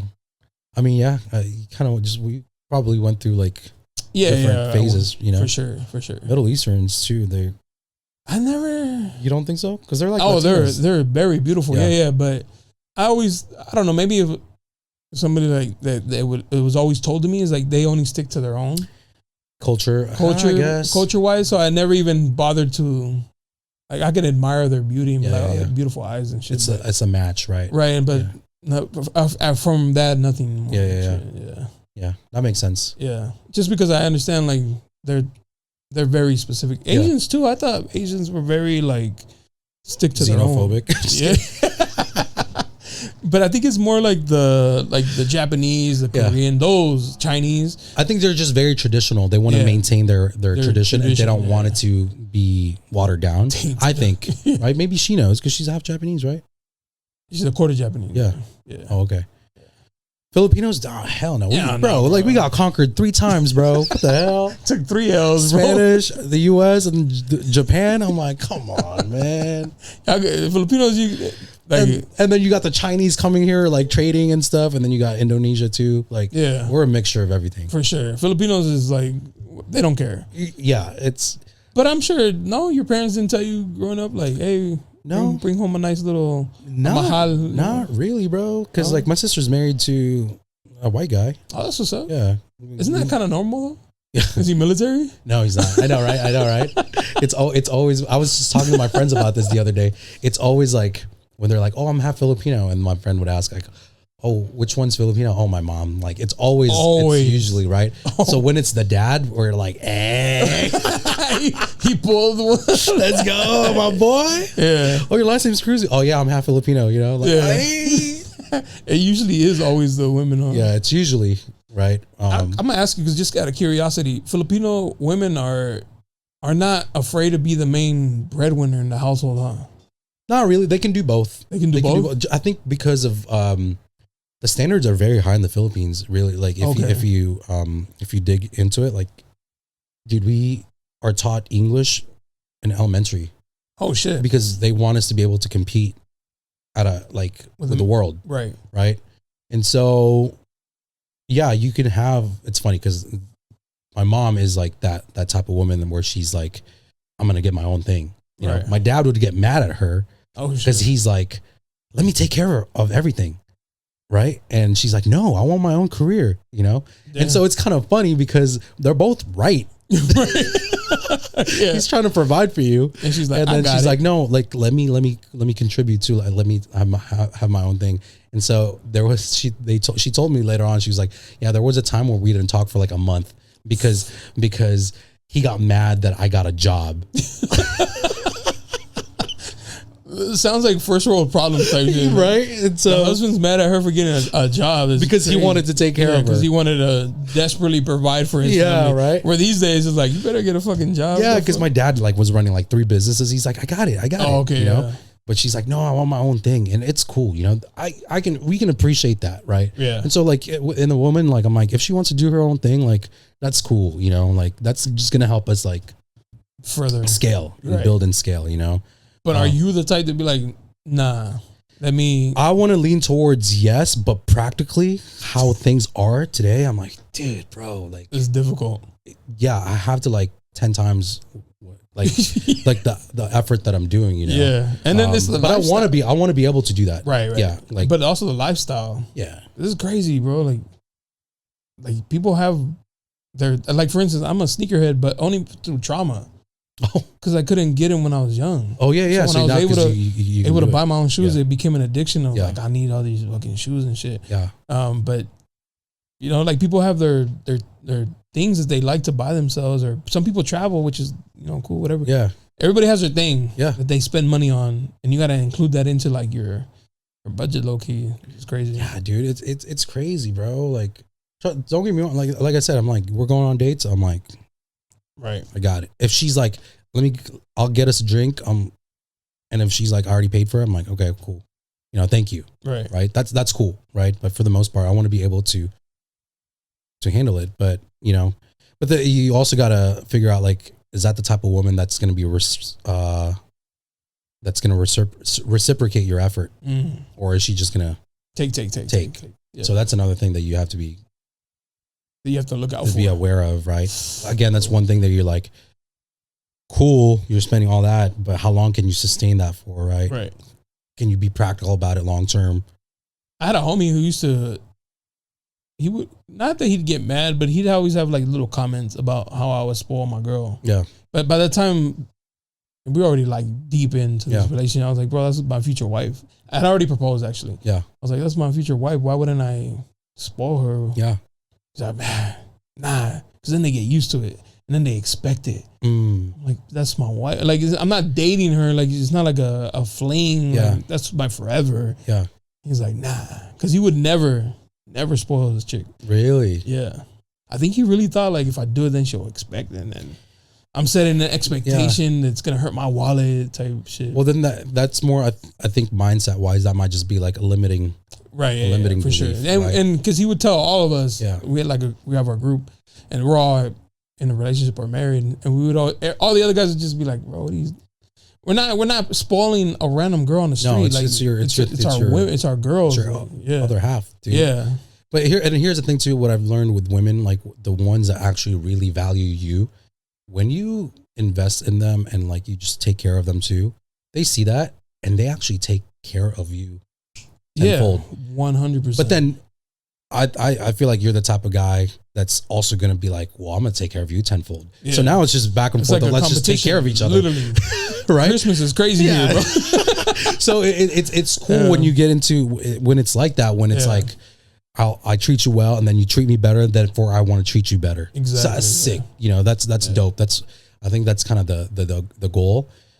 Where it sucks is where if it's one-sided. Yeah. And that might have been like the mindset that, you know, that he was probably thinking based on like a different relationship. Right. Right. The thing is, a lot of dudes out here are giving girls money. Just willingly, like. See, that's crazy. She got to earn that, dude. You went out for drinks. Here's $100, and I've seen it with my own eyes. Yeah, bro. Like my own eyes. These dudes sending them money and they're buying me a drink with it. You know what I'm saying? Like, so you have these guys who are willing to do that. So then I think it gets in their head of like, well, if he's not gonna do that for me, like, why would I even entertain him? Oh, it's almost sets the expectation. Yeah, it's almost like if you can't even outdo this guy, then what are we doing? But and then I think, are you not looking for forever? But then here's and the thing is, you're right, that does happen. But then for me, I'm like, is that even someone I want to be with? Right. I'm like, but she could be like a really dope girl, but just fell into like this. Therefore, I'm like a pocket of dudes just giving her money is So like, I'm like, all right, well, be different, block her. You know those memes, right? No, but again, it's like, okay, you like her, then are you okay to provide that, right? But if not, she's not for you. And that's like, again, for me, once I've like put these filters in where I'm like, nah, I'm good. It becomes a little bit easier, and that you don't you don't take it personally. You know, or you don't even take it there because you don't. In the back of your mind, you're like, she's not for me, dude. If they do something like that proves they're not going to be the one, like, or they just say something, you're like, you're done, dude. Next, bro. So I remember you were at Noise Complaints, right? Yeah. That was fun. The last one, that was lit. Yeah. There was this chick that was like,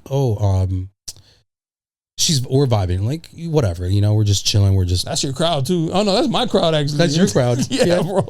We're just vibing, you know, like just having a good time. And then she hands me over her drink. It's empty.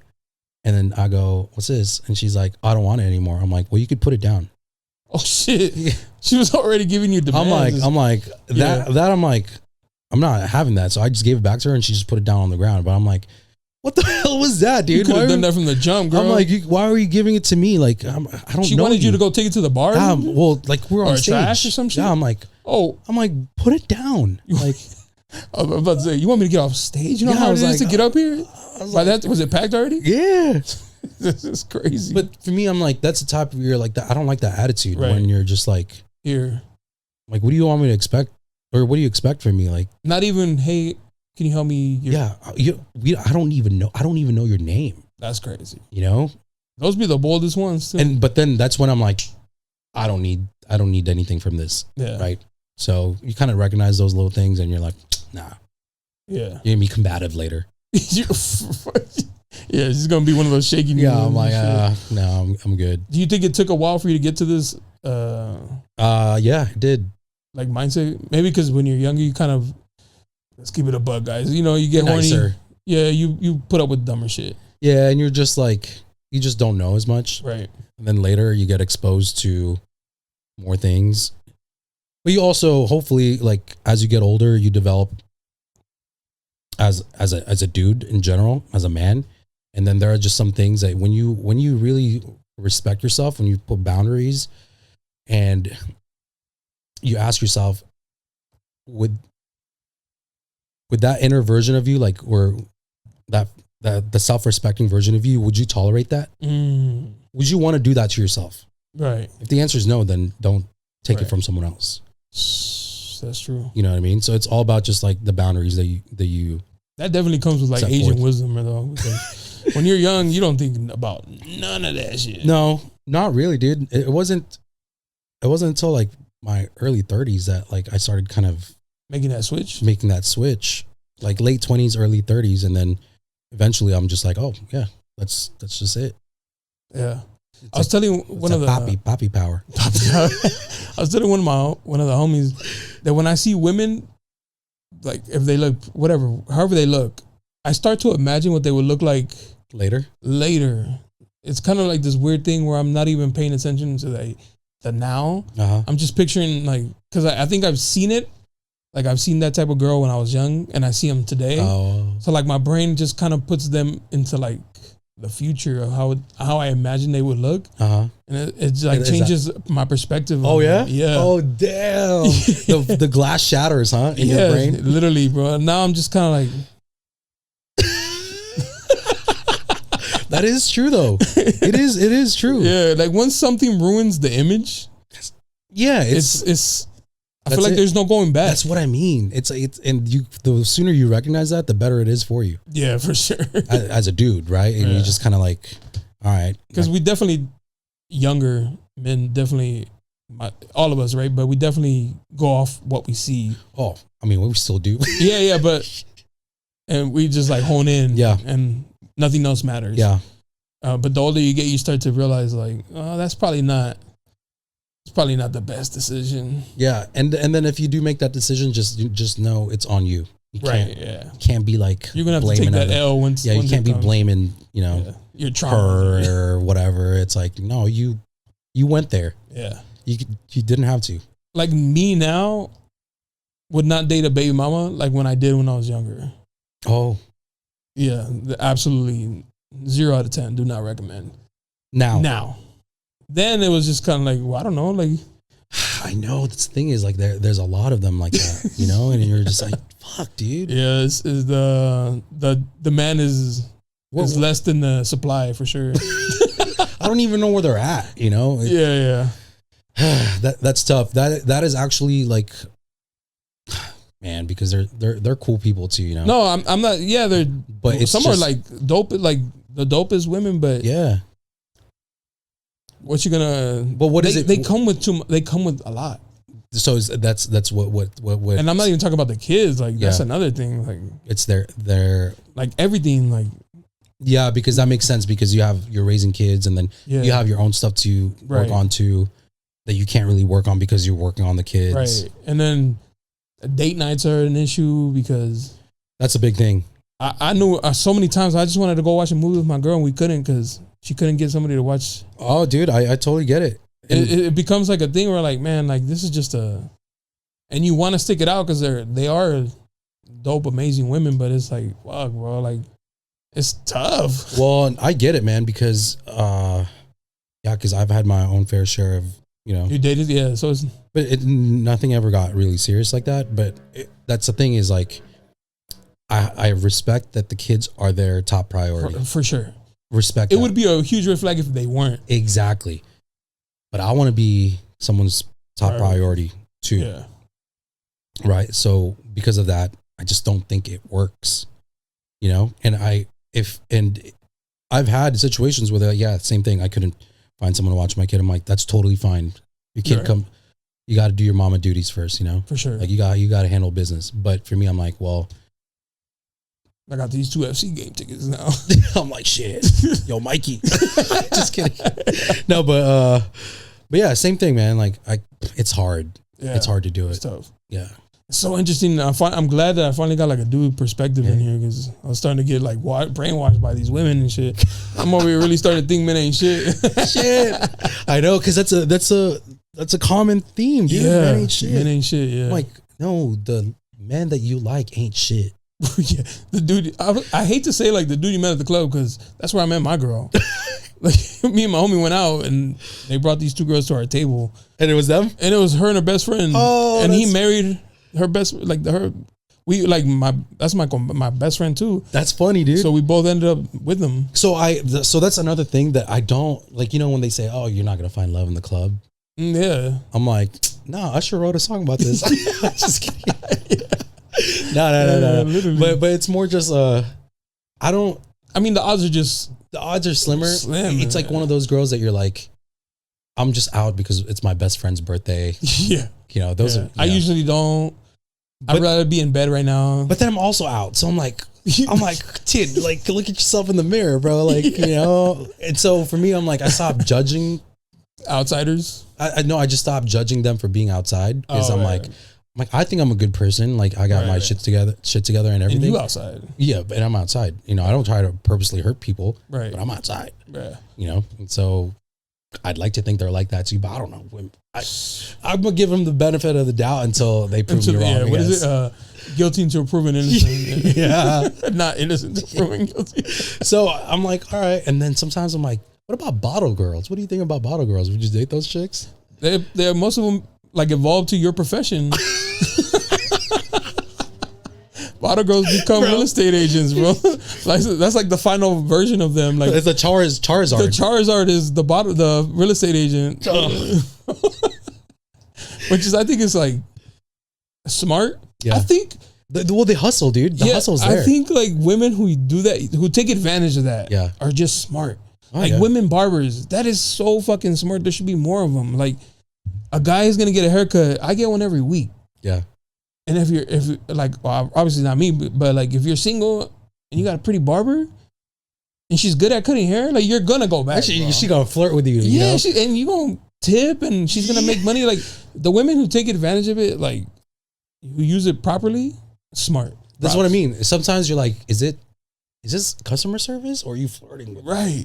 But you don't want to ask because then you cross the line. But you don't know, and so you just keep going back in hopes one day she's like, "But when are you gonna ask me out?"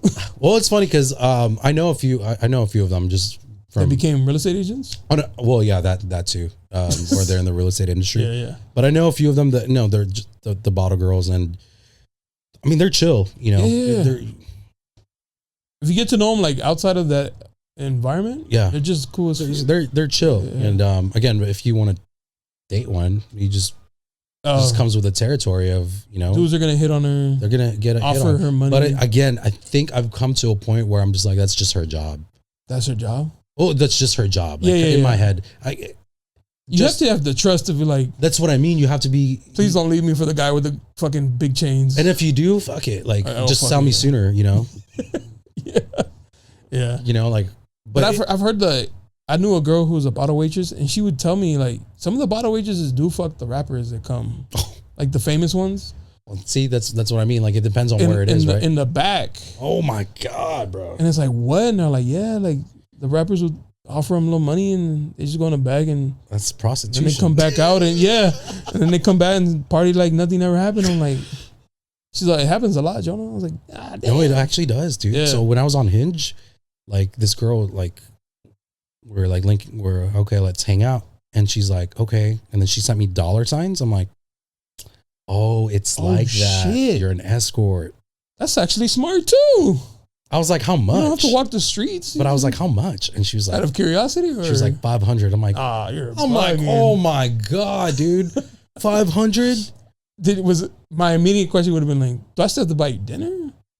She's like, do whatever you want. Oh shit, 500. But I'm like, that's steep. I'm like, dude, I'm not that desperate. Like, is that the going rate these days, ladies? I was like, yo, 500. But it felt like that was her first time doing it because she wasn't straight up. I had to go find out. Oh, you had to like I'd be like, hey, like you sent me like $signs. What's up with that? And she's like, what are you talking about?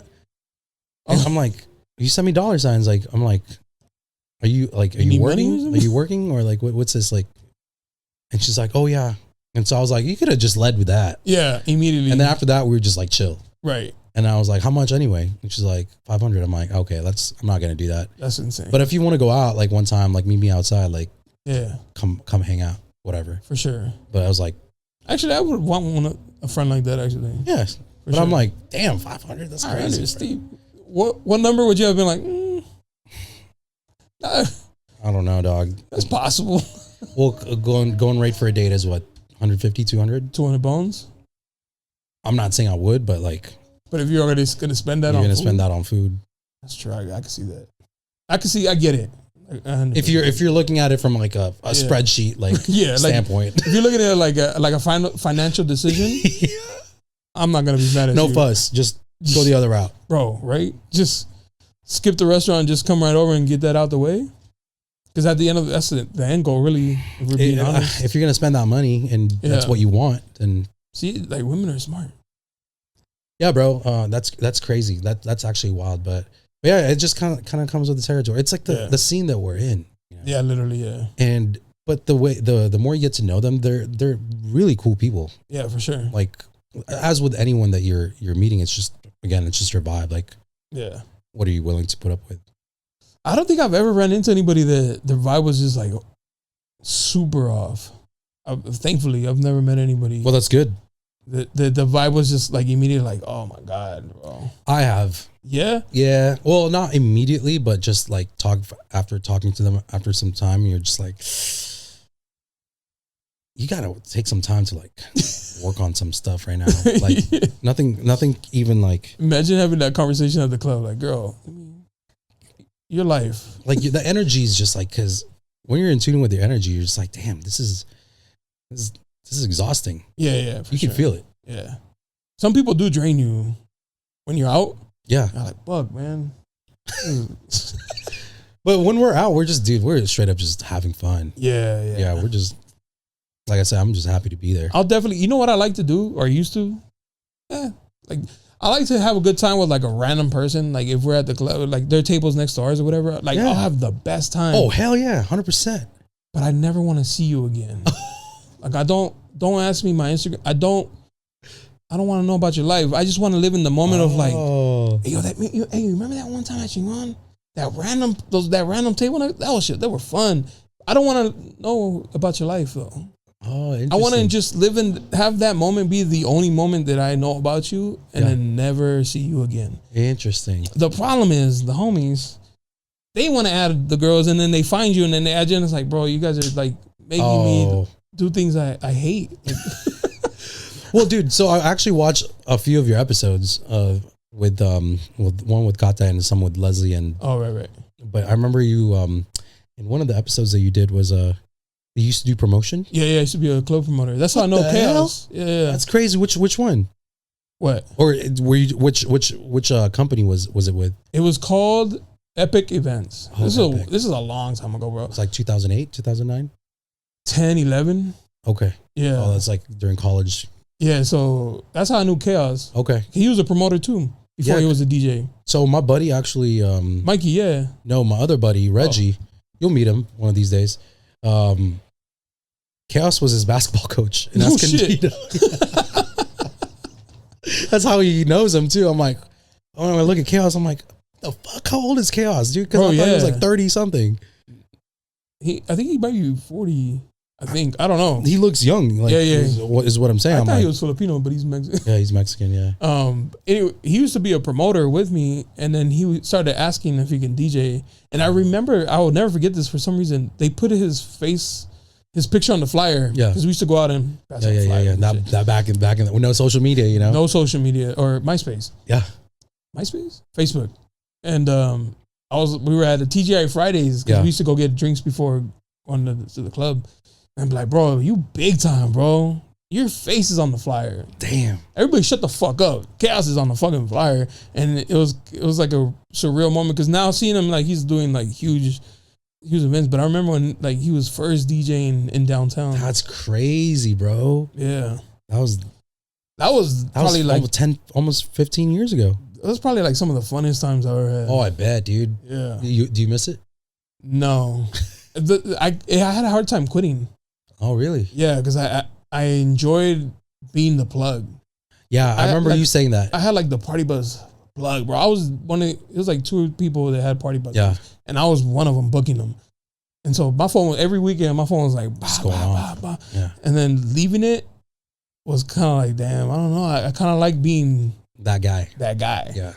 But then when I left, the phone dried up like really, like immediately. Once they found out that I wasn't doing that no more, like damn, only maybe a handful that was like that I was really like cool with. Yeah. Kept in touch and shit. Damn, that's crazy, bro. So what made you stop? I felt like I was wasting my time. Like every weekend being out till like 3, 4 in the morning and shit. You're not resting. Not resting, and then sometimes I wouldn't even drink. Sometimes I wasn't even having fun. Like there was times where it's a job. It became like a job. I wasn't enjoying it. So, and then meeting celebrities became like so whatever to me. Yeah. The hype of it died out real quick. Yeah. And then I started feeling like y'all fucking hella thirsty over this one hit wonder. Like, yeah. It just did something to me. So I was just I gotta get out of this shit. Damn. See, that's good. That's good. Industry insight. Yeah. You probably know one of my friends. He used to manage all the DJs. Oh, for real? Yeah, his name's Matt. Matt, last name? Axelson. Oh, sounds familiar. Was he part of like a team? I forget, but he told me he used to manage the DJs in San Diego. Oh, okay. And then he's done with it, right? Yeah. So, but I guess it's just the scene. Yeah. You know, the crazy thing is like the scene never dies. No, it just keeps going. You just find new people. Like a new door of 21-year-olds comes in. It's just new people. Which was like one of my tactics when I was promoting. I would go on Facebook and look for people who were going to turn 21. Oh, wow. And I'd be like, hey, I'll hook you up. Yeah. I'll hook you up when you turn 21 next month or in a couple weeks. Hit me up. I'll get you into the club. No waiting line. And so then I would gain like a new contact, and they would hit, and I'd be like, yo, I can get you here. I can get you here. Smart. And they would always hit me up, and I'd be like their go-to. Because you're their first plug. Because I was their first plug. Yeah, dude, that's crazy. That's actually smart. Sometimes I'm like, man, if I go back, because we're in the, I wouldn't say we're in the scene, but we're outside. Like a subsection. Yeah, but with this asterisk. Yeah. Like I'm like, man, like if I did this back then, like how would it affect me now? Mm-hmm. Like would it have helped my career or made it worse? Just because of the network. Right, the network. Yeah. But then I can't really, everything happens that you're like, dude, you're not who you are today. Right. If whatever happened to you didn't happen to you. Yeah, exactly. So you can't really go back in retrospect like that. Yeah, because it's like the butterfly effect. Yeah. One little change changes. Yeah, exactly. Everything. I think about that often because like I could have not gone to school and stayed here and got like a job at UPS. Yeah. And if I would have done that, I probably never would have met my girl. I'd have probably been miserable with some fucking toxica who shakes me but she makes me lunch every day and shit. Yeah, dude. Yeah. So I have those thoughts sometimes, but like it's not like I'm like, oh, that's what I wanted to do, but I was like, I might have been good at it. Yeah. I took it for what it was, just networking, having fun, meeting girls and shit. Well, because it's funny, because growing up in North County, like sometimes we would take a party bus. Oh, right. Yeah, because it's far, dude. Yeah. I remember like we had a group of like, this was in college. It was like a group of 30 of us. And I set up everything, right? I was like, hey, collect all the funds, whatever. I'll get the tickets linked up with the promoter. And then we get to Hard Rock and they're like, hey, whoever was running it, he wants to meet you to take a shot. Because I'm like, I just made him like, shitload of money, bro. $1,200 or like $1,500, whatever, based on not including alcohol, not including the party bus and everything else too, right? Or whatever. And so I was like, he's like, yeah, I wanted to meet you. And like, but I didn't think of that as anything. It was just like, I was actually kind of scared. I'm like, what the fuck am I meeting? A mob boss? You know? That's crazy. Yeah, like old Vegas videos. Like, hey, the boss wants to see you. Yeah. Okay. Just you. He's like, hey, you did all that? He's like, yeah, come take a shot. That was a Hard Rock. It was 207? Or the intervention? Intervention. It was for intervention. Yeah. Damn. Yeah. Bro, it goes way back. I used to get so many party buses. One time I had 2 party buses full of sorority. Oh. It was a sorority from San Diego State. Yeah. 2 party buses full of girls. Wow. Club managers were, bro, bring them here. I'll hook you up. Bring them here. I'll hook you up. Hey, yo, you bringing them here, right? You bringing them here, right? And I was like, bro, I'm going to take them wherever they want to go. Nah, convince them to bring them here. Because a party bus is like, they fit like 30 people. Yeah, that's what I mean, dude. 60 girls ready to have a good time, bro. The club needs that. The whole soccer team. Bro, the club needs that. Yeah, like back when it was still Stingery. Yeah. Oh my God. Dude. Yeah. But what's funny sometimes is like, okay, like you let me know. Like, do you remember names and faces? Faces, yeah. Names probably not. Because sometimes when I'm like going to Chingon and like, you know, Kyle. Yeah. I'm like, what's up, Kyle? He's like, what's up, bro? I'm like, wait, you remember me? I feel like you have like a distinct look. Oh, I do? Yeah, like I don't ever think that because I'm like a big ass dude, Mexican. Yeah. Like I probably stand out. Like I'm not getting lost in the crowd type shit. Okay. So I always get recognized. Oh, okay. The problem is I don't recognize them. Oh, okay. Yeah, that happens very often actually. They'll be like, yo, John, and I'm like, oh, what's up? But I never give the hint. It's like at the gym, right? You're I'm like, yo, what's up, man? And then my girl's like, who's that? I was like, yeah, I don't know. Your guess is as good as mine, babe. he spotted me one time. It's like at the gym. Bro, I have no idea who that is, but I'm going to say what's up like I know him and shit. Yeah, because sometimes I'm like, do they remember me? Like, but you be outside a lot. So it's like because I remember because Scott always has that like the golf shirt, the nice golf shirt. Yeah. I'm like, yo, I like your shirt, you know, because it's bright. Right. And so one time I was like, wait, how do you remember me? Like, it's crazy. But, you know, I guess. Probably because you stood out. Maybe. By talking about his shirt and shit. Yeah, maybe that's, you just compliment people. It's the smallest little. I used to compliment girls on their eyebrows. Yeah. Pequeñas cosas, right? Because it was different. Hey, I like your eyebrows. And be like, what? You did that. Good job. Good shit. Or if they had a highlight. Because I know about makeup because of my girl. Yeah, they notice. If you notice the little things. Yeah. My thing was funny. I wanted to work at Mac. And I would always be like, boy, that's sus. Oh, bro. Mac? Like the makeup, yeah. Oh, I thought Mac like Apple. Oh, that too. They were like, why do you want to work? I was like, I like women. That's where the women are, bro.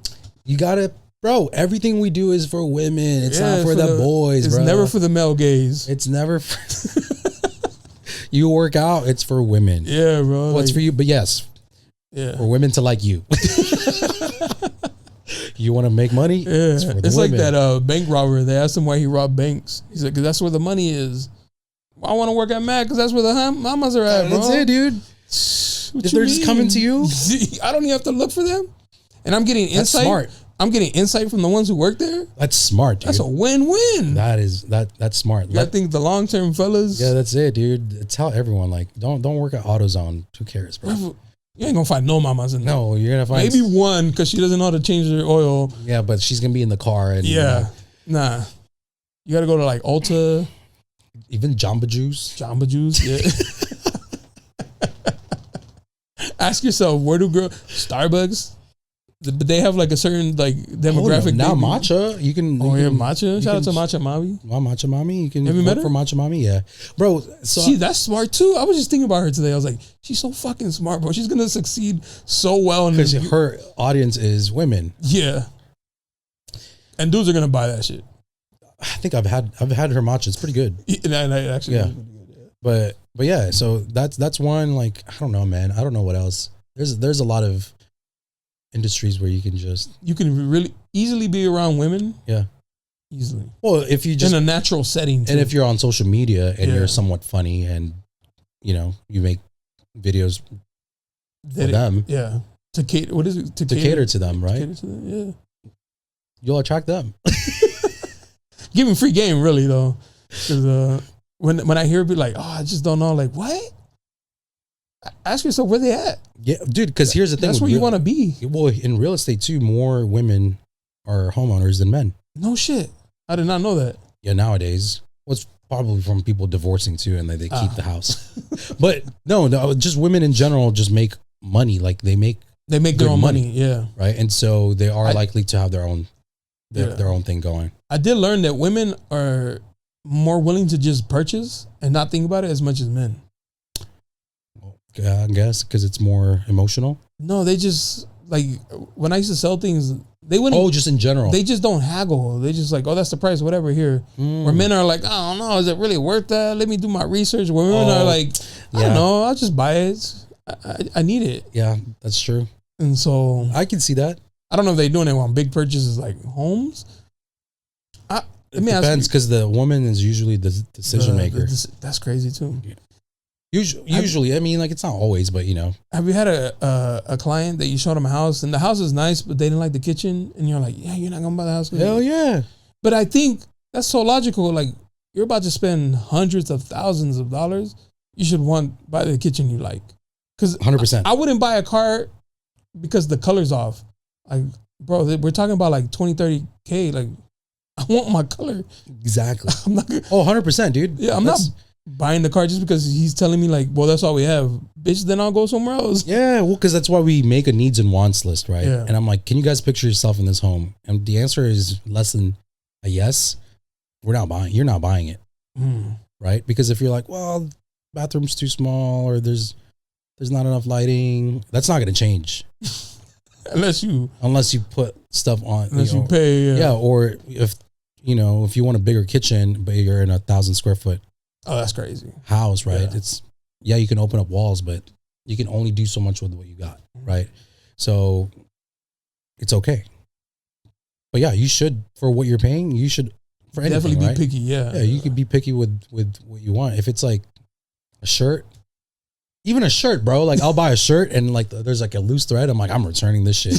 give me something. Give me a new one. I just did that because like it had like a little scratch right here. You can't see it, but I'm like, I know it's there. I'm like, is linen supposed to do that? And chat said, nah. ChatGPT. If it's 100% linen, it just shouldn't do that. I'm like, okay, it's getting returned. Oh, it's fucking polyester. Yeah, I'm like, what the hell? I was like, even shit like that, you should get. I'm like that too, but I'm also the other way where I'll buy something. Like I just bought something like this piece of camera equipment. It wasn't expensive, but I actually put 2 in the cart. Oh, and it's like I could go return it to Amazon. Yeah, like just drop. He just dropped shit off. I'm just gonna keep it. It just depends. I feel like the hassle is more than what the product. But it depends. It depends on what it is, right? Yeah. And sometimes I'll give shit away. Oh shit. Yeah, I'll be like, you can take it, man. Like, damn, you can use like it. camera stuff.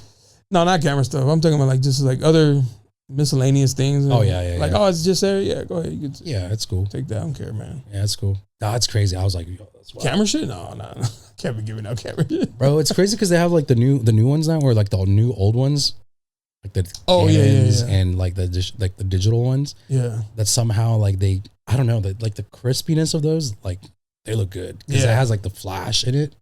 Yeah, that your phone doesn't have. Right. Yeah. So it's like, damn, are we going back to the 90s? 2000s? A lot of people say that like, oh, I have my phone. Your best camera is the one that's on you for sure. For sure. But when you want like good quality, you're gonna need to buy it. Yeah, because I've seen those Canon ones, and like now they just have a memory card. Yeah. Or like there's an app that you can transfer to your phone. I'm like, I used to go buy disposables. Right. I used to go to a spring break with a disposable camera. I know. I remember those, dude. Come back and like awkwardly ask the people to develop my pictures of girls' titties and shit. Have you ever developed your own film? Yeah. It's sick, huh? Photography. Yeah, I used to take. That was one of the classes that I was like, man, this is one of the classes that's gonna help me in my life later. Maybe for like patience. Yeah. Well, it's just like composition. Oh, right, all that good stuff. But yeah, like in the red room, like it just smells like vinegar in there, and you're like developing shit, and you're like, oh. Yeah. Actually, I got a job at Walmart because I knew how to develop black and white because you have to do it in this like a certain way. Oh. And they were like, oh, well, what can you like? I was like, I'll work in the photo department. Like, I know how to develop film. And they're like, you know how to do black and white? Like, yeah, because it's like you have to wind it, but it's just your hands inside of a bucket almost, where you can't see what you're doing. No. But from practice, and I got the job just because I knew how to do that. Dude, see, that's sick. Yeah. I remember one of my first photos was like the water fountain, like the water from the water fountain.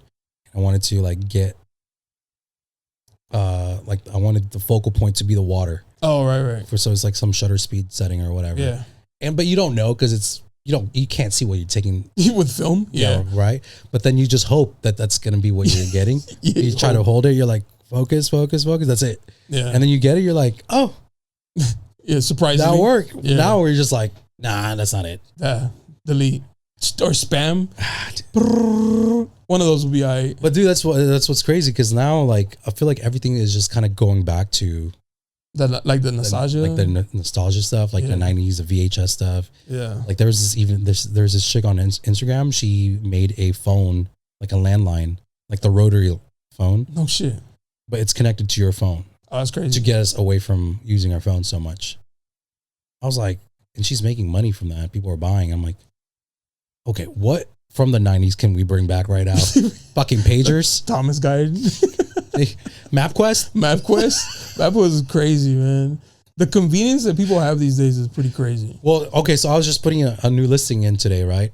And then it's still an older system, so it was asking for directions. Oh shit. So it's kind of funny because in my head I'm like, am I really gonna have to put like where to exit, all that stuff? Right. Or the cross, so I just put the cross streets, right? But real estate's an old business. Yeah. Right, if you really think about it. Yeah. Probably one of the oldest. Yeah. And so in my head I'm like, oh, this is still based on back then. Yeah. Where you're like exit 94, make a right here, and then this. That's and that. crazy, yeah. You know? And I'm like, damn, we're gonna lose that art. Oh, for sure. It's probably already gone. Because right now, like, you kind of just know places by feel. Yeah. You don't actually know the street anymore. No, you just by like, oh, I know it's here. Yeah. I turn here or whatever. And so I'm like, damn. A lot of women need their phone. For instance, like my wife, she grew up in Kearney Mesa? but then she lived in Poway for a while. And when we started dating, she would come down here because I lived down here. And from my mom's house to the Chula Vista Mall it's not that far. Yeah. But she would GPS it. I was like, babe, are you kidding me? Like, it's almost like a straight shot. She's like, no, I'll get lost. To the mall? Like, you've gone there so many times. She's like, no, I still need GPS. Damn. I'm like, damn, women. Yeah, I guess they just have to have that. And sometimes they need direction. Yeah. That tells you one thing. They need direction. Yeah. Sometimes my homegirls will be like, oh yeah, go east or go west. And they're just like, which way? West is towards the beach. Oh, okay. All right. Wait, which way is the beach? You kind of just sit back and like, you go like this. Yeah. Where's the wind taking? Yeah. It's crazy, man. Follow the sun. I gotta say this to you, bro. When we went to that building for the first Baile Freak, where we just went to check it out. Yeah. I just I was like, you're like, hey, you got it, bro. You know where we're at, right? Yeah. I like that. Hey, what is that? Optimistic. Optimistic. They're very optimistic people. I was like, it's noon.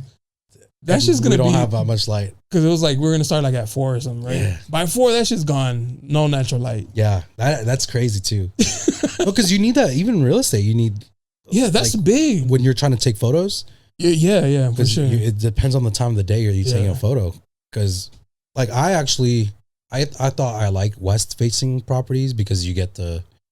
No, that's the worst one. The sunset, bro. It's so hot. It's the worst one. Yeah. It's either north, south, or east, and preferably north or south. I like north because I'm north facing now, and I get like a faint light. Yeah, like this. Like I get indirect sunlight. I'm like, yeah, this is nice. I mean, it's not like east is fine, but then it's not breaking into your house. Yeah, west, you're cooked. I hate that. West and southwest, you're cooked. West is the worst because it's like 4 o'clock and the sun's boom, and your energy bill just goes up. Through the roof, man. It's crazy. Yeah, so I'm like, oh my I wonder if people think that, or do you tell them that? Like, oh, I love this house, and you're like, wait a minute. It just depends. Yeah, it just facing depends. west. Sometimes they're like, oh, like I had a listing where it was the primary bedroom had a sliding door facing south. So you just had the sun up there the whole time.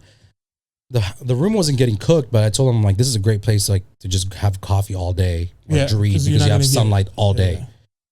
But if that was like wide open and the sun was right there, bro, that would be the hottest room. Yeah, for sure.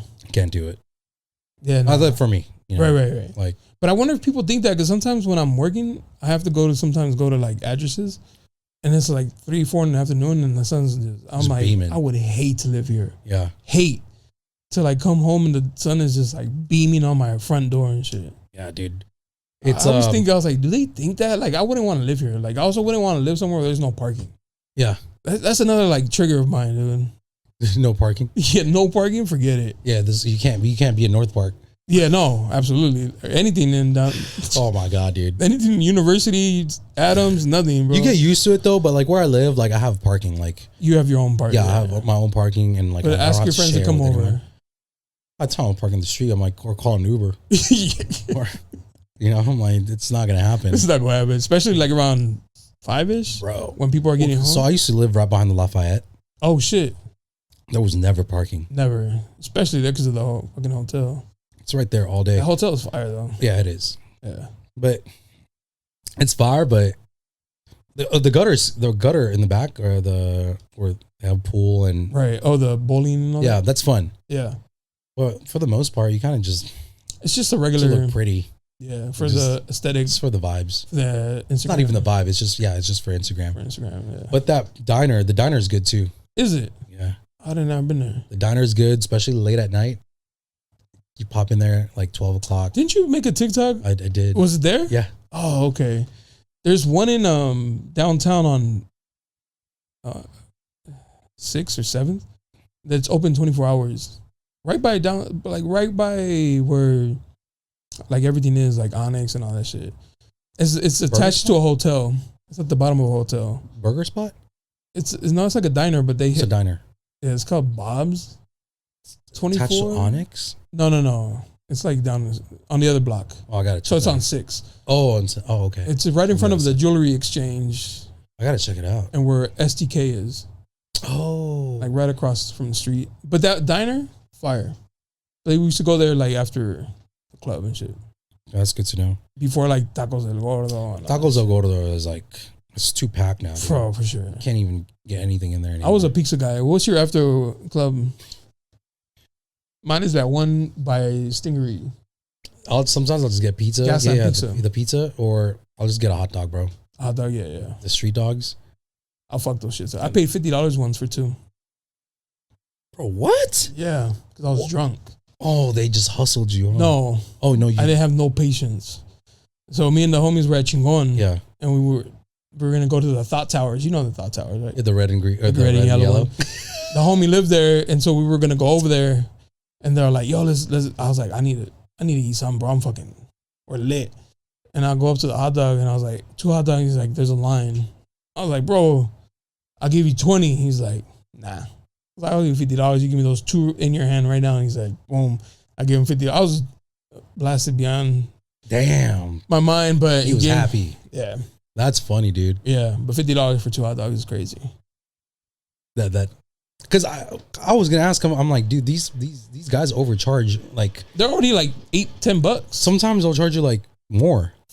Even like flowers, like the flowers. Oh yeah. They're like, oh, it's like $5 for one, but then they're like, you're like, oh, let me get 2, and they're like $20. I'm like, you just charged me $5 earlier, and then they change their mind. Like they're like, oh, it's $5. I'm like, it's because they're counting on you being drunk. I'm like, you're trying to hustle me. Yeah, whether you're not paying attention to like, and you're just gonna swipe. Yeah, I was like, what the hell, bro? Like, just because of that, give me another one.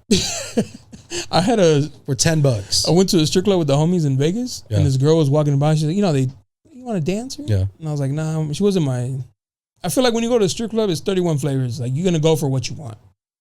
In Vegas, yeah. In Vegas, you're not gonna. I like vanilla. But if they got like this random ass super crazy flavor, I'm gonna try that flavor. I'm gonna get what flavor I want. Yeah, the raspberry lemonade. Yeah, and so this girl was just vanilla in a room full of like exotic flavors. Oh my gosh! And she's like, "You want to dance?" I was like, "I'm cool." And she kept going, "You want to dance?" I was like, "Nah, I'm alright." And she's like, "I'll give you 2 for $20." I was like, "Well, I'm not gonna pass up a deal either." 2 for $20 is crazy. That's a steal, dude. right? And so she gives me the worst lap dances of my life, and she's like $40. I was like, nah, you said 20, girl. 2 for $20, dude. Yeah, and she's like, fine. And I was like, yeah, nah, don't try to hustle you. Yeah, I was like, yeah, no, I wasn't even good because I told her I was like, I didn't even want one from you, and like I only took it because you offered me that crazy deal. Oh my gosh. Yeah, it's just fun. Damn. Yeah, I had a crazy story in Vegas like that. Oh, strip club. Yeah, but that was like, well, I just like left. Like my friends left me there. They paged me, I guess, like, and then Darryl, and they're like, we're out, and I was like, oh, okay, just leave me. Oh, yeah, just leave me here. And then it's kind of common in Vegas. Yeah, because I'll just get whatever. A fucking. But taxi. what's funny is like I leave in the morning. I leave and it's like 6:30, right? Oh, shit. And I'm like, dude, I'm like tired. I need to go to sleep. Get an Uber, and I get in the Uber. There's a girl in there, and so I'm like, all right, cool. I'm like, you just done for the night too? She's like, no, I'm going to work. Oh shit. I was like, take my ass home. Take me home now. Take my ass home. I need to sleep, bro. It's crazy when like 12 hours. No shit, dude. I was so tired. Oh man, I feel like when I go to Vegas, I don't sleep.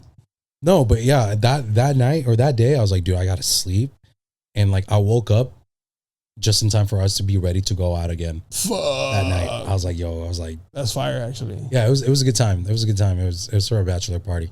Oh, okay. Yeah, and I was like, yo, but I slept the whole day. That's nice though, because you're not spending money. No, and you're not in the hot. Was it in the summer? That's the worst. It was like 120. But we're inside, so I was like, I'm not. They're like, hey, you want to go to a pool party? I'm like, hell no. One time I felt like my shoes were melting from how hot it was. Oh yeah, you could feel the thing like just lose the traction. Facts, bro. It was bad. But I don't know if I'd enjoy Vegas now. At your age thing? Or? Yeah, well, I think the last time I was there it was for a golf trip, and dude, we just went to a freaking speakeasy. Oh, that's what's up. And then I was like, dude, I would not go to a club. Like, I just felt like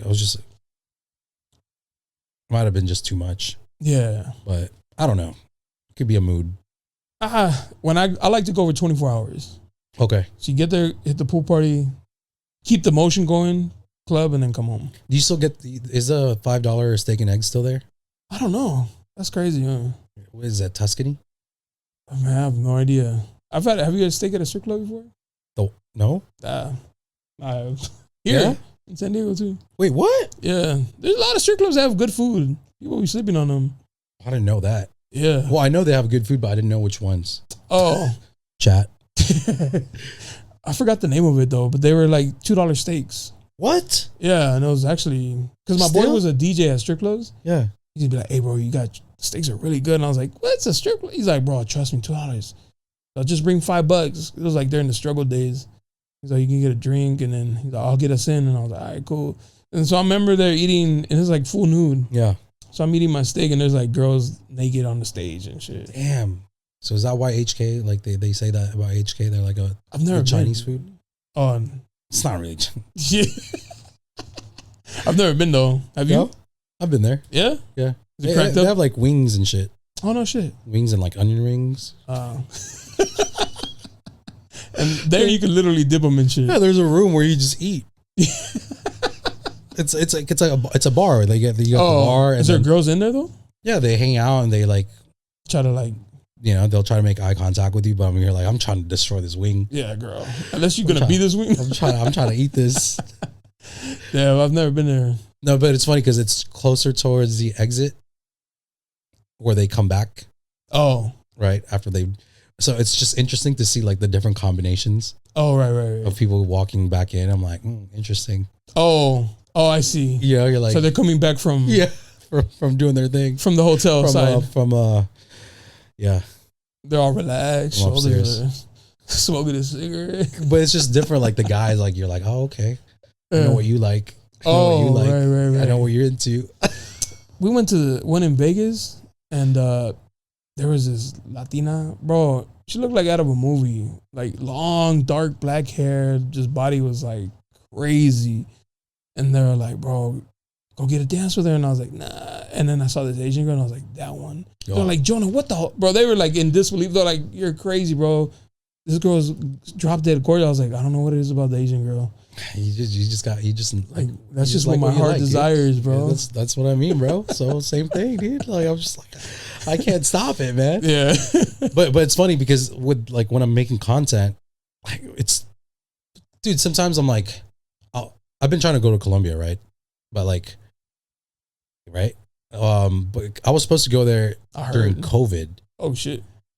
But my flight got canceled because they had COVID and then they also had the riots. Oh shit. Yeah. And so I had to cancel my flight. I was going to be there for like a couple weeks. And so ever since then, I've just done everything else but that.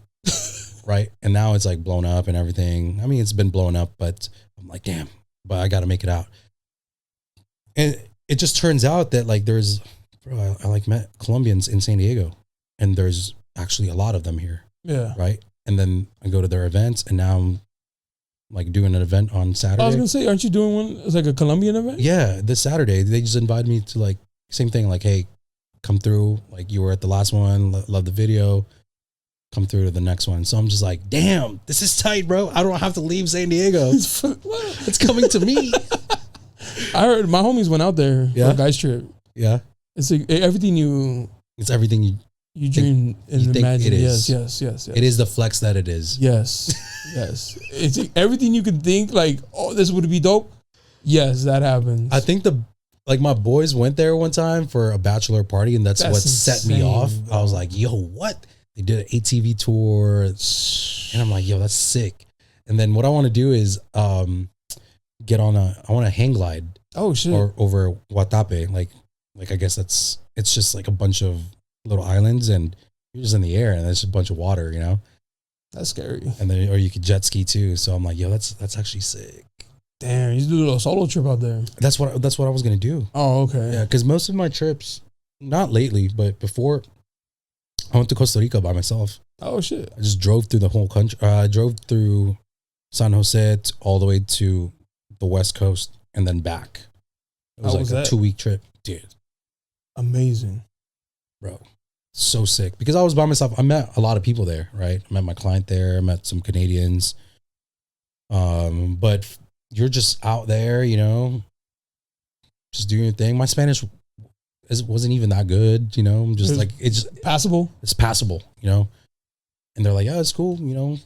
And I think that's the thing is when you're traveling, when you appreciate their culture, they appreciate you. Yeah, for sure. And then also when you try to speak their language, yeah, they'll appreciate when you that. When you try to go and be like, oh, and because you're used to this comfort, and you. That's what they don't like. They don't like that. Yeah. And so I was fine, and they're like telling me like where to go and everything. But that was cool, man. Like just that whole country pretty much had one road. Like it was single lane each way. And so like you can't really fall asleep. You need a homegirl to go with those trips. Not like an intimate, but like a, you know, a cool home, like a homie, but a girl. I got a couple. I'm assuming who wants to go to Costa Rica and shit. Who wants to go to Costa Rica? Yeah, but I feel like you need one of those like just chill, like a companion. Yeah, nothing, no expectations. Just, you know, somebody who's. Yeah, but if shit pops off. I'm just kidding. I'm not gonna. But like, you know, just for like the vibe and shit. No, yeah. No, I get that. I'd be down for, you know, something like that because that's cool. Yeah, that's dope. And you guys can just wing for each other. Yeah, fuck. That's what I'm saying. That's why it's smart what you do, like where you don't burn the bridge because it's not gonna work between you. Yeah, you can have that. That could be the homie. Hey, it's a. I don't know if it's me, but I might have heard it from somewhere. But sometimes you just got a friend zone a baddie, dude. Sometimes you got a friend zone a baddie. Yeah. Keep her humble too, you know what I mean? Yeah. Like when she said, you can't bag me? No, you can't bag me. You have no shot. Yeah. That's why I don't hit on you, because you don't have a chance. And then it like fucks with their mind. But I don't know. No, it is true though. It is true. Because you're like, wait, why does he want me? That's crazy. Yeah. But then she brings her home, like I got a, like, you know, homegirl and like. And the best part is you hit on like the friend is not as cute as her. Because then she's like, damn, what the fuck? Like, what the hell's going on here? Yeah, you know? Like I'm the chief. And you gotta be like, yeah, your homegirl's a baddie. Yeah, he's got a friends on the baddie sometimes. Yeah, sometimes you got a friends on the baddie. It's good. It's good in general because, dude, if it equalizes like the universe. Chances are because they have access to things that you might want access to as well. So it could be mutually beneficial for you guys. Yeah, I had a homegirl send me money that her dumbass sent her. Oh damn! Yeah. Oh shoot! I was thinking about like meeting new clients, but yeah, that's cool too. She's like, hey, you know, she's like, well, it's because he met her like not through me, but because of me. Yeah. And he's like, hey, your homie sending me money. I was like, tell him to send me some fucking money. Damn. And so she sent me like $20. She's like, here, that was from him. Oh wow! I was like, sick. That's crazy. That was dope. That's crazy. But you know, like for me, like a common thought would be like, okay, like what if I'm in a relationship later? Would my girl be okay with the baddie bestie? Not a bestie, but like a baddie friend. See, like for me, they're not like I'm not close with them as like personal. Out. Yeah. So like, is that like gonna cause it? But at the same time, like it's just one of those things. I'm like, it's not working. Right. It's I love that. It's work. You ever saved under like work homie? No, but really, that's it's just I'm like, yeah. I'm sure you know a lot of guys too. You know, right. like a lot of guys like my coworker. Yeah. Is she like always in like a revealing top? I don't set the dress codes, babe. I don't look.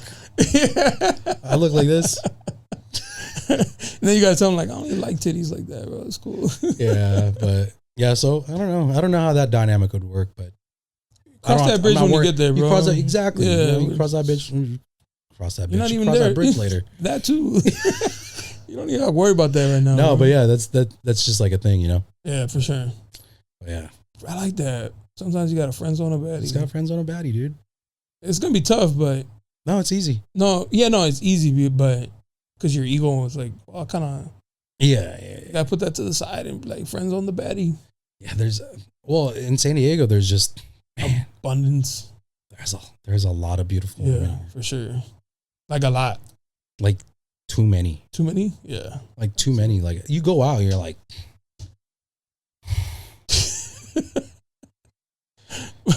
My homies used to, when we'd get service, the single ones. Yeah. Because I don't know if you noticed, but sometimes the VIP hosts will bring you girls. Yeah. Because they're trying to like, set the vibe, whatever. Yeah. Not on some pimp shit, but they'll like, hey, like. Just to make your section look dope or whatever. Yeah. And they'd come early and I'd be like, no. It's too, something better might come in. And then we got to kick them out. How awkward. Because the baddies don't show up till like 11, 12. Yeah, it's true. The early birds are here for a reason. Like, oh my God, dude. That's so funny, bro. The early birds. The ones that are here for the professional baddies are. The professional baddies. They come in for 30 minutes. Immediate. Yeah, that's it. To take a picture and like, I'm out. Yeah, that's you got to catch them. The early ones are there because they wanted one. They don't go out often, so they want to take advantage of the whole night. Dude, you just know the ins and outs, huh? Yeah. Have you ever been to Sevilla? Yeah, that's where I met my girl. Oh, Sevilla. Mm-hmm. What the fuck? Yeah. The downstairs one, right? Yeah. That one's fun. Didn't you just do a video? Yeah, I was just there. Top right at the restaurant? No. I was downstairs. Oh, was it? Okay. Yeah, it was for that Colombian event. Oh no shit. Yeah, that's where they had it. That was the last weekend. And then this different one this weekend. Oh, that's what's up. Yeah, dude. So the last one, that was fun. That used to be the Latin spot. Yeah. I think it still is. Yeah, I mean, back then it was like salsa and shit. Now it's like banda. And, So what's funny is I brought my boy with me. He's Filipino. I was like, hey, just come out with me. Like, they invited me, like, said, bring a friend. Come through. And he's going to Colombia in a few months. Oh. So I told him, I'm like, just come through. Like, at least you kind of figure out the vibe, They're like singing and everything. And I'm telling you, dude, like, girls just kept coming up to us to like want to dance and whatnot. And he was just like, bro, I'm not used to this. He's used to having to work for it. Yeah. And I told him, I'm like, dude, in our culture, they're just very like welcoming and warm. And dancing is just. It's just dancing. It's just dancing. Yeah. It doesn't have to mean anything. It's not like sexual. But if you want to, like, and they're single, then yeah, you could take it there. But yeah, he was just like, damn, that was sick, bro. Like, I'm like, it's like, now I know why you like coming to these things. You introduce him to a whole new world, man. But I'm like, dude, like, it's like literally like we were at the bar and we were getting someone who was already talking to us. And then I told him after that, like, I was like, yeah, he's going to Colombia. Go, like, can you teach him how to dance? And then they started dancing, right? Fuck. After that, like, some chick came up to him and he didn't tell me what it was until later. He was like, bro, like, she wanted to dance. And I said, I don't know how. Like, and she was just like, okay, never mind. I was like, bro, if they ask you to dance, just dance with them. Because if they like you and you're somewhat, you're okay, they'll just teach you. Right. They'll be like, oh, silly. Yeah. And they'll think it's cute, whatever. Right. And you just say, teach me, whatever. And so now he knows. So I'm like, when you go to Colombia, bro, just dance with You're putting them on game, yeah. I don't even know, dude. I've never been there, but your friends are like, damn, this is the life Darryl's living, with all the Latinas and shit.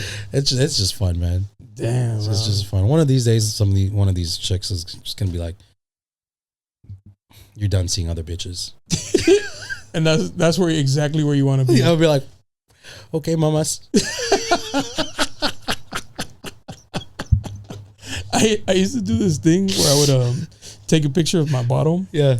But I would tell like the go-go dancers, like, cause they're like in underwear. Yeah. I was like, just be in the backgrounds for the aesthetic, like, or like their boobs or something. Like, psh. I like that. Oh man, dude. That's funny as shit, bro. I'll get that from like, it's funny, man. Like I'll hear that. I wouldn't say often, but I'll hear it. Like they'll just be like, yeah, like you're not allowed to see so and so anymore, or like they'll say something along those lines, like early on, and I'm just like, well, so you kind of like me, huh? Oh, you're possessive. Yeah. You're toxic, bro. You just don't know it.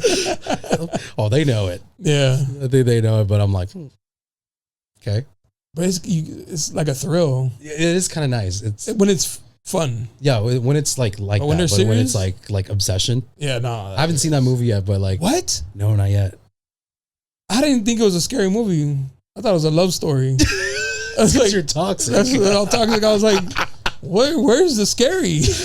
You're like, this girl loves this man. I'm like, I've seen this before. Yeah. Wait, is this play about us? I actually need to watch it. Bro, that's a good movie. So it's a horror movie. Nah, there's like one or two jump scares, but it's nothing like. Nah, it's not a horror movie. It's like Get Out. Like that's the vibe that. Yeah. Like like suspenseful. Like suspenseful, but yeah, exactly. It's not like Jason, like Friday. It's not horror like that. Nah, it's a good movie though. So see, some of those movies are not even scary to me. Like the scariest movie. Oh man, I don't even know. I forget what it's called. Do you like scary movies? Yeah, I love though. My favorite ones are like the Conjuring series. Oh, okay, those are good. It starts with an H. This movie starts with an H. Heretic? Oh, Hereditary. Hereditary, yeah. I've seen Have you seen it? Yeah. That's a good movie. Bro, I watched that during the day and I still opened the blinds and the windows. Damn. And then put on some cartoons. I was low-key. That was probably like the scariest one I've seen just because of like the images kind of stick. Yeah. And you're like, that's a good movie though. I don't know if it reminds me of that, like right there, like that photo. Oh yeah. That I'm just like, what the fuck? You're just looking at me like like the images are just still. Yeah. And you're like, dude, who's gonna fold first? Yeah. So that's probably like one of the scariest ones I've seen that I'm like, I like scary movies. I don't get scared, but like that one, bro. Did you see The Mummy, the new one? Who's that with? That's not with Tom Cruise, is it? No. There's a new one? Yeah. But it has nothing to do with like the old one. Like any storyline of the old mummies. This is like almost like a horror movie. Really? Yeah. Is you think like the Mummy, like, what's his name? Brendan Fraser. Fraser, you're like, it's lighthearted fun. Yeah. No. It's just straight This is horror. like a horror movie, bro. I gotta check that out, dude. Yeah. And then we just saw Backrooms. With the Man, I haven't been watching. I gotta catch up. You stop being outside, bro. Well, if I'm inside, I'll be watching movies. Backrooms. Maybe maybe some chick locks me down. I'm like, hey babe, let's just go watch some. That one's creepy as fuck. That one's creepy, but yeah. There's another one, Backrooms. Okay, I gotta check that out. Oh, hold on, let me. Oh, there's a show, The Haunting of Hell House on Netflix. It's good. That's good. The Haunting of Hell House. The Haunting of Hill House. Is it like a documentary or just like no? It's just like I think it's like 8 to 10 episodes, and each one is like 45 minutes to an hour. But it's about a house in like a haunted house, right? But ever since they used to live there, some tragedy happens. Now they're adults, and it followed them. Oh shit! Right, and so now everything is like coming back to that house, but the way It's scary, dude. Like, I'm like, yo, this is actually fucking trippy. Fuck. Yeah, so that's a good one. I don't know if you ever watch You. The show? The show? Yeah. Remember Love? Yeah. She's one of the main characters. I like Love too. Yeah, so she's one of the main characters, and that was a good show too. Yeah. But that one's a good one, man. The Haunting of Hell House. Haunting of Hell House, and they have different ones. And what they do is they use the same actors for the different shows. Oh, under that same umbrella, so they're just playing different characters. Oh, that's cool. Yeah, I like scary movies, but the ones that freak me out are like the possession ones, because I feel like those could be true. I mean, those could happen. I think they could happen for real. Like serial killers and stuff like those really don't. Like, bro, eventually somebody's gonna have a gun. But like demon possession, those would probably keep me up, because I feel like those have actually happened. Right? Yeah, in real life. Fuck. Yeah, so those I don't like to play with too much. Yeah, no. Like I don't believe in ghosts, but I'm not playing the Ouija board. No. Like I'm not opening that possibility. Yeah, not me. No, I'm not doing that shit. Right. There was one movie though. This one I forget. I'll have to get back to you on this one, but it's this house somewhere in Michigan, and they go to it, and they're like, something's going on. It's haunted, but it's two different stories in one. And so you think there's a character that you think is a killer, but he's actually not. And then it just turns into this weird thing. It goes into a flashback of what actually happened. And the thing that you're seeing now was a result of it. Oh, shit. Yeah. And so I forget what it is. I have to get back to you on this one, but it's a really good movie. On Netflix? Yeah, it's on Netflix too. Damn. That's what's up. Something to watch this weekend. Yeah, Psych, come outside. No. Are you going to, there's something going down on Sunday. Oh, the Ambiente. Probably, I don't know. Maybe not. Because I feel like I've been to those already before. Yeah, I was like, what kind of, they're like the fair.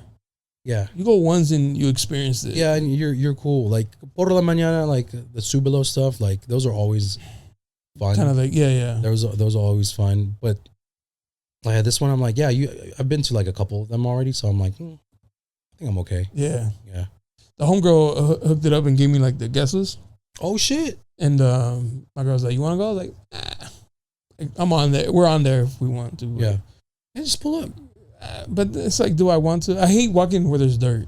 Oh, that's the thing with the soap factory, bro. Is like you're fucking up my shoes, man, and dude. I don't like that shit. Like you're just dusty. Like your clothes are dirty too. Yeah, and then when they start dancing, having a blast. Yeah, but then because the dancing involves you kicking. Yeah, like the banda too. And shit. Yeah. Like, but now the whole fucking place is covered in fucking dirt. And yeah, shit. That's why I like the courtyard. Oh, much better. It's just chill, clean. Like, it's small, and yeah, for sure. But I actually saw that event space that we were at. My friend booked it for one of their events. That condo-ish building? They booked it for an event. Yeah. What kind of event is it? It was a birthday party. Oh, no shit. Yeah. That shit was expensive, though. How much was it? Like 800? Oh, shit. Yeah, it was kind of a lot. For like that, I think it was 4 hours. And they're strict, too. Super strict. I'm excited for Baile Freak. Yeah. The second one. The second one should be fun, right? That should be fun. We gotta get we just gotta hit up I'm sure you hit up Kata already for it? Nah, but I hit her up for something else. Okay. Because I'm sure she'll make content and like she'll just bring her. Yeah, because she's still here for that. Yeah. I ain't gonna keep you too long, bro. We've been talking for a minute, but I appreciate you. Oh shit. Yeah. I was like, oh fuck. You might have to cut this into 2 episodes. Yeah, Holy shit. I appreciate you coming through, man. Yeah, appreciate you, bro. Combo was dope. What's your Instagram so the girls can find you? Check out your content. Hey, check out my content. Network. On Instagram, it's Darryl M. Cruz, DARRYL M CRUZ. On TikTok, it's The Daily D. The Daily D. The Daily D. Ladies? _. So I'm there. Yeah. Come find me. They're like, where you going? Daily D, relax, my vitamins. All right, till next time. Peace. See you guys. Yeah.